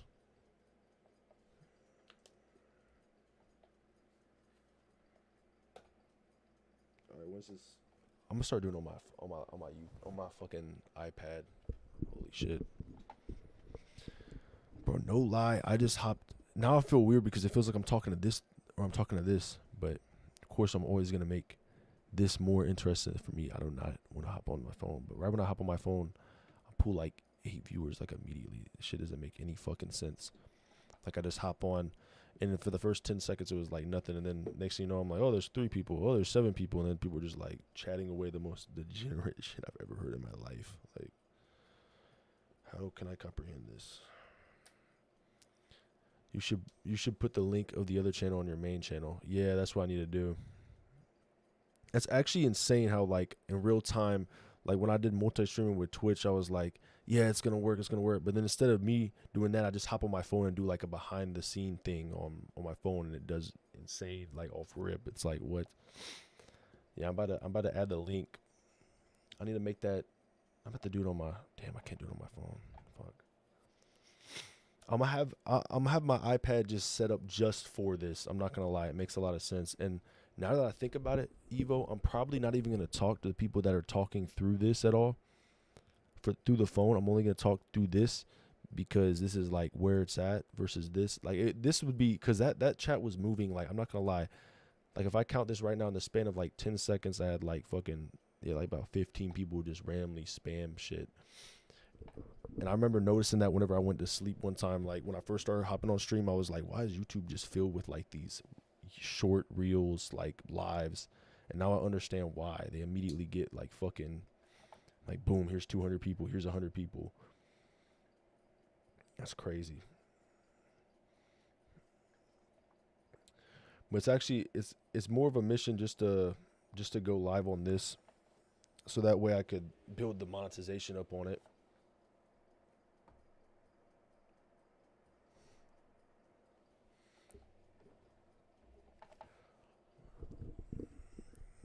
But what is the other channel called? Here, let me show you real quick. There's no one in there now because I'm low-key happy about that, bro. I'm not gonna lie, because it was really distracting. Like I was like my mind was like fried because of that. I had no idea what was going on. It's more Chazawol though. This is the other account that I have. This is this one, more Chazawol. I'm gonna build this one up next. This is the other one I'm gonna be building up. But no kidding, I don't know if chat can pull up. Yeah, look at all these, like literally just chat just spammed it. I had like 8 people at max just right then and there, like in 5 seconds. I'm like, what the fuck? Like it just randomly happened. But it's like basically a fucking front angle. So it was the most randomest shit I've ever experienced. But low key, that was probably the most smartest thing I just did in like the span of 2 seconds. I was like, you know what? Let me hop on my phone as well as streaming on PC before I've even thought about that. Makes a lot of sense. Interesting. The only problem is though is I can't read chat off of that easily because it's like on my phone. That's why I'm gonna get it on my laptop. Not my laptop, but my iPad. My iPad set up.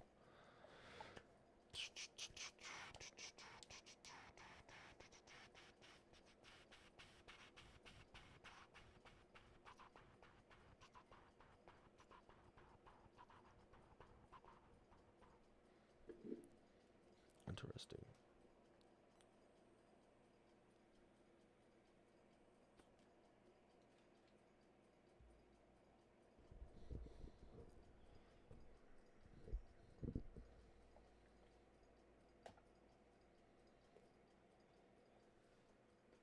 iPad's probably gonna take like fucking 3 years to charge up. I'm not gonna lie.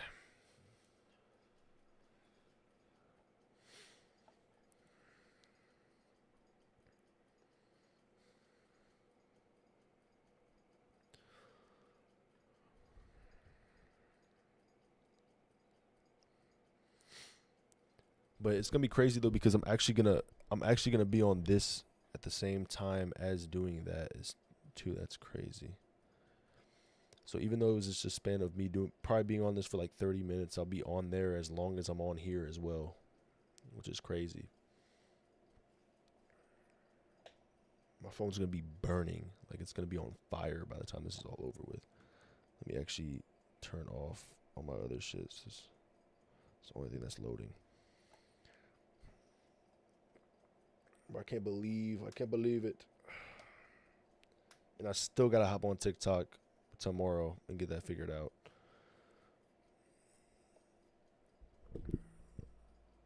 But it's like, that's insane, bro. 4 different. This reminds me of when I. This reminds me of when I first started like making music. I would like, I'm not gonna lie, I would stream my music, bro, on like 5 different accounts. And then it would push it, playlisting it. But this time it's like I'm streaming on 4 different areas, which is like insane. It's like the same method but legal, and it's not what's it called? It's like I was multi-streaming back then. Now I'm multi-streaming and actually streaming now. That's crazy.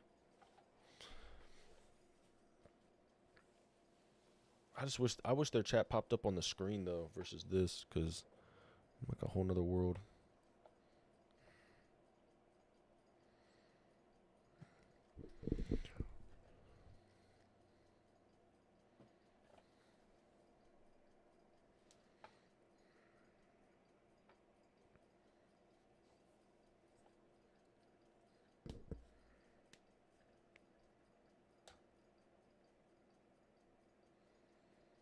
But it's definitely the fastest way for me to think about like how am I gonna get to monetization fast on this account. And I was thinking, oh, I'm gonna do either Chazawol clips or I'm gonna do this one.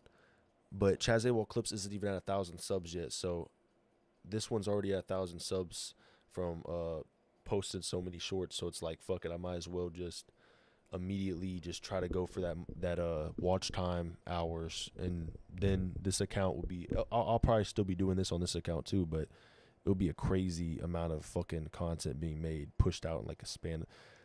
Like, damn, bro. Twitch is completely harder though, because then I gotta build up an affiliate account. Like, fuck no. That's like way too hard. Be on my iPad.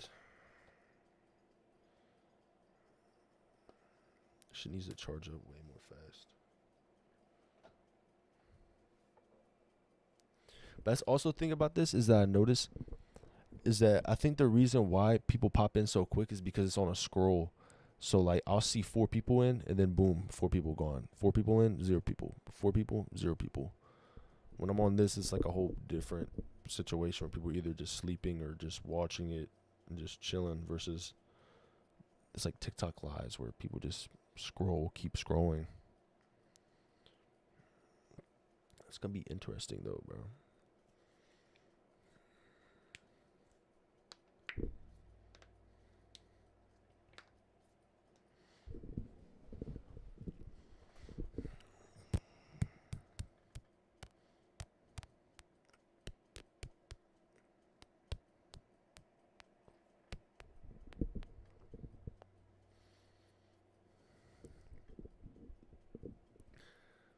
I think with more Chazawol though, the goal is with this account is to have only behind the scenes IRL type of content where it's like not really me giving a fuck about it, but it's just there and it's always in the background. Basically like an insight. And then also I'll post vlogs on it randomly too. If I go to like, I'm probably gonna be going to the beach soon. I'll probably post a beach vlog. Whenever I go to California again, I'll probably post a California vlog. All types of random shit like that. I think that just makes sense. And Chazawol Clips is like the next account to build up, but it's not even a rush because this account is basically now Chazawol is being built just for clips as well. I really do want to take time with content, but I have to sort of just take it one step at a time and really just. I think the main goal is to make like enough to live off of. It's not like a crazy amount, just like a modest amount where it's like, okay, I could basically chill. Like I could sit back and I don't have to work anymore. Cause I'm not going to lie, you know, not working probably I work like 8 hours a day, 7-8 hours a day. And I'm already tired cause it's like a laboring job, you know, got to use my manpower. But once I don't work there anymore, I'm definitely going to be, bro, I might be on here every single second of the day. I think even Chazawol, this account, more Chazawol, I'll be at the gym playing basketball while having this on. Like, that's what I just realized is that I'll probably be on this, like, for aspects of the day, like just random aspects. I'll just be on it. While Chazawol will be a dedication account where I'll actually sit down and. It's actually crazy, bro. In like real time, I just realized why people do those type of streams. I didn't understand it, but now I do. Like I'll see people on TikTok live that I've never heard of in my life have like 1,000 people just sitting around. I'm like, what the fuck? Like I had 1,000 people in there. But tweaking.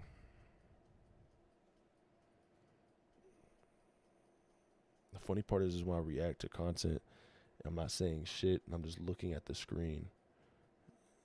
And these motherfuckers are not gonna know what I'm doing. They're not gonna know shit. That could have been bad. They're not gonna know shit though. Or they're gonna see me watching something while they can't watch anything at all. And I'm doing my own thing.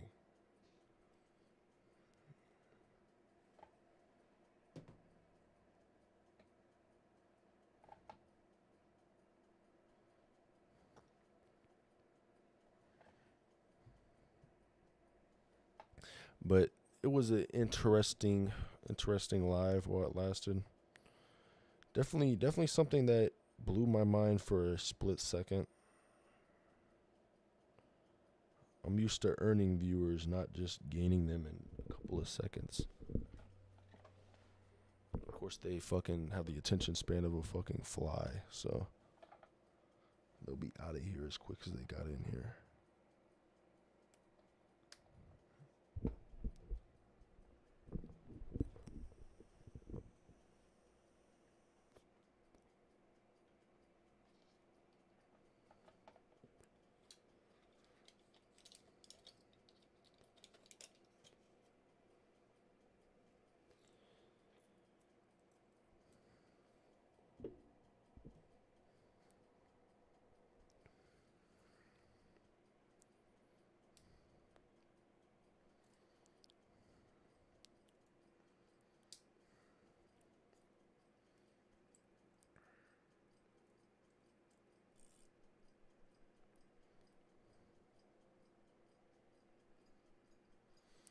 Yeah, I think that's the thing though, bro. It's like these type of things just happen.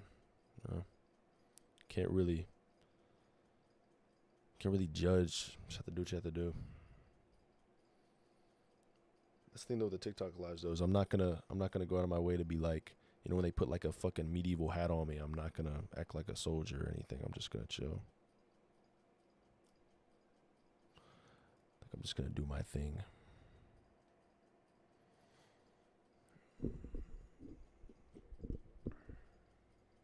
Evo, did you see where it's at? Did you find it? It's gonna be funny showing Eco this shit. I'm gonna have to show him exactly.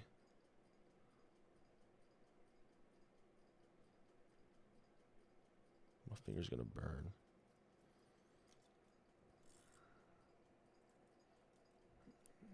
I know what I could do while I'm playing the game. I could like have a fidget spinner in my other hand while I'm playing the game. They won't even know what's going on. It's actually crazy though because my hand gestures, what I'm doing on the screen is on this, but it's not on this at all. Like you can't even see it. That's actually crazy. It's like it really be entertaining, these motherfuckers. Yeah, I did. That is crazy though.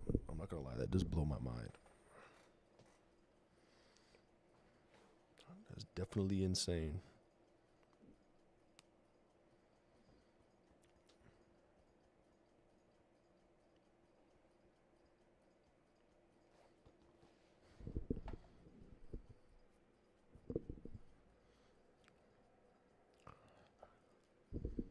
just a slight method.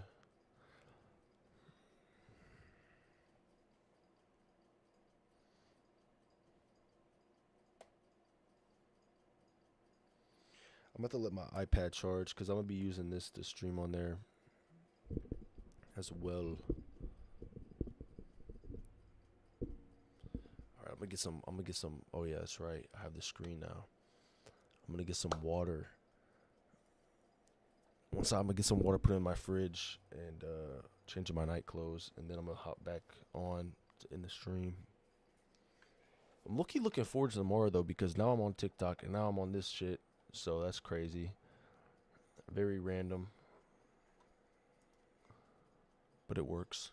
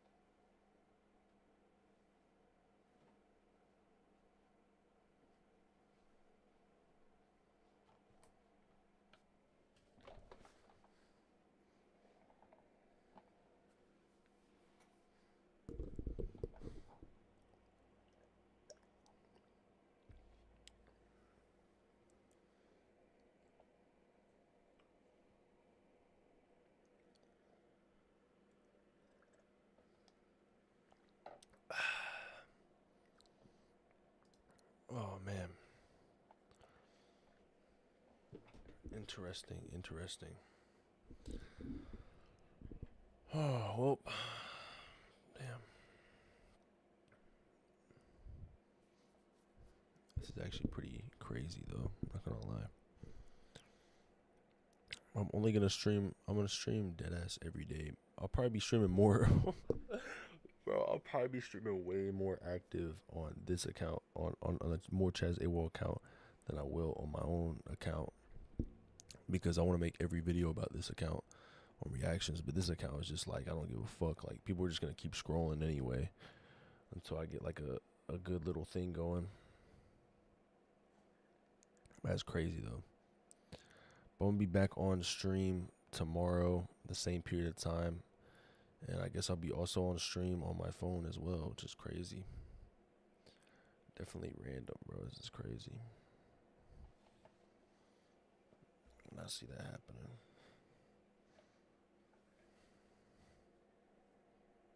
I'm fucking huge, bro. When I look at my shit, I'm fucking huge, bro. God damn. But yeah, bro. I'll see you guys tomorrow. I'm gonna be hopping on again tomorrow. At the same time, I'll see you tomorrow also, Evo. See what I get set up on TikTok. Love you, bro. I love you.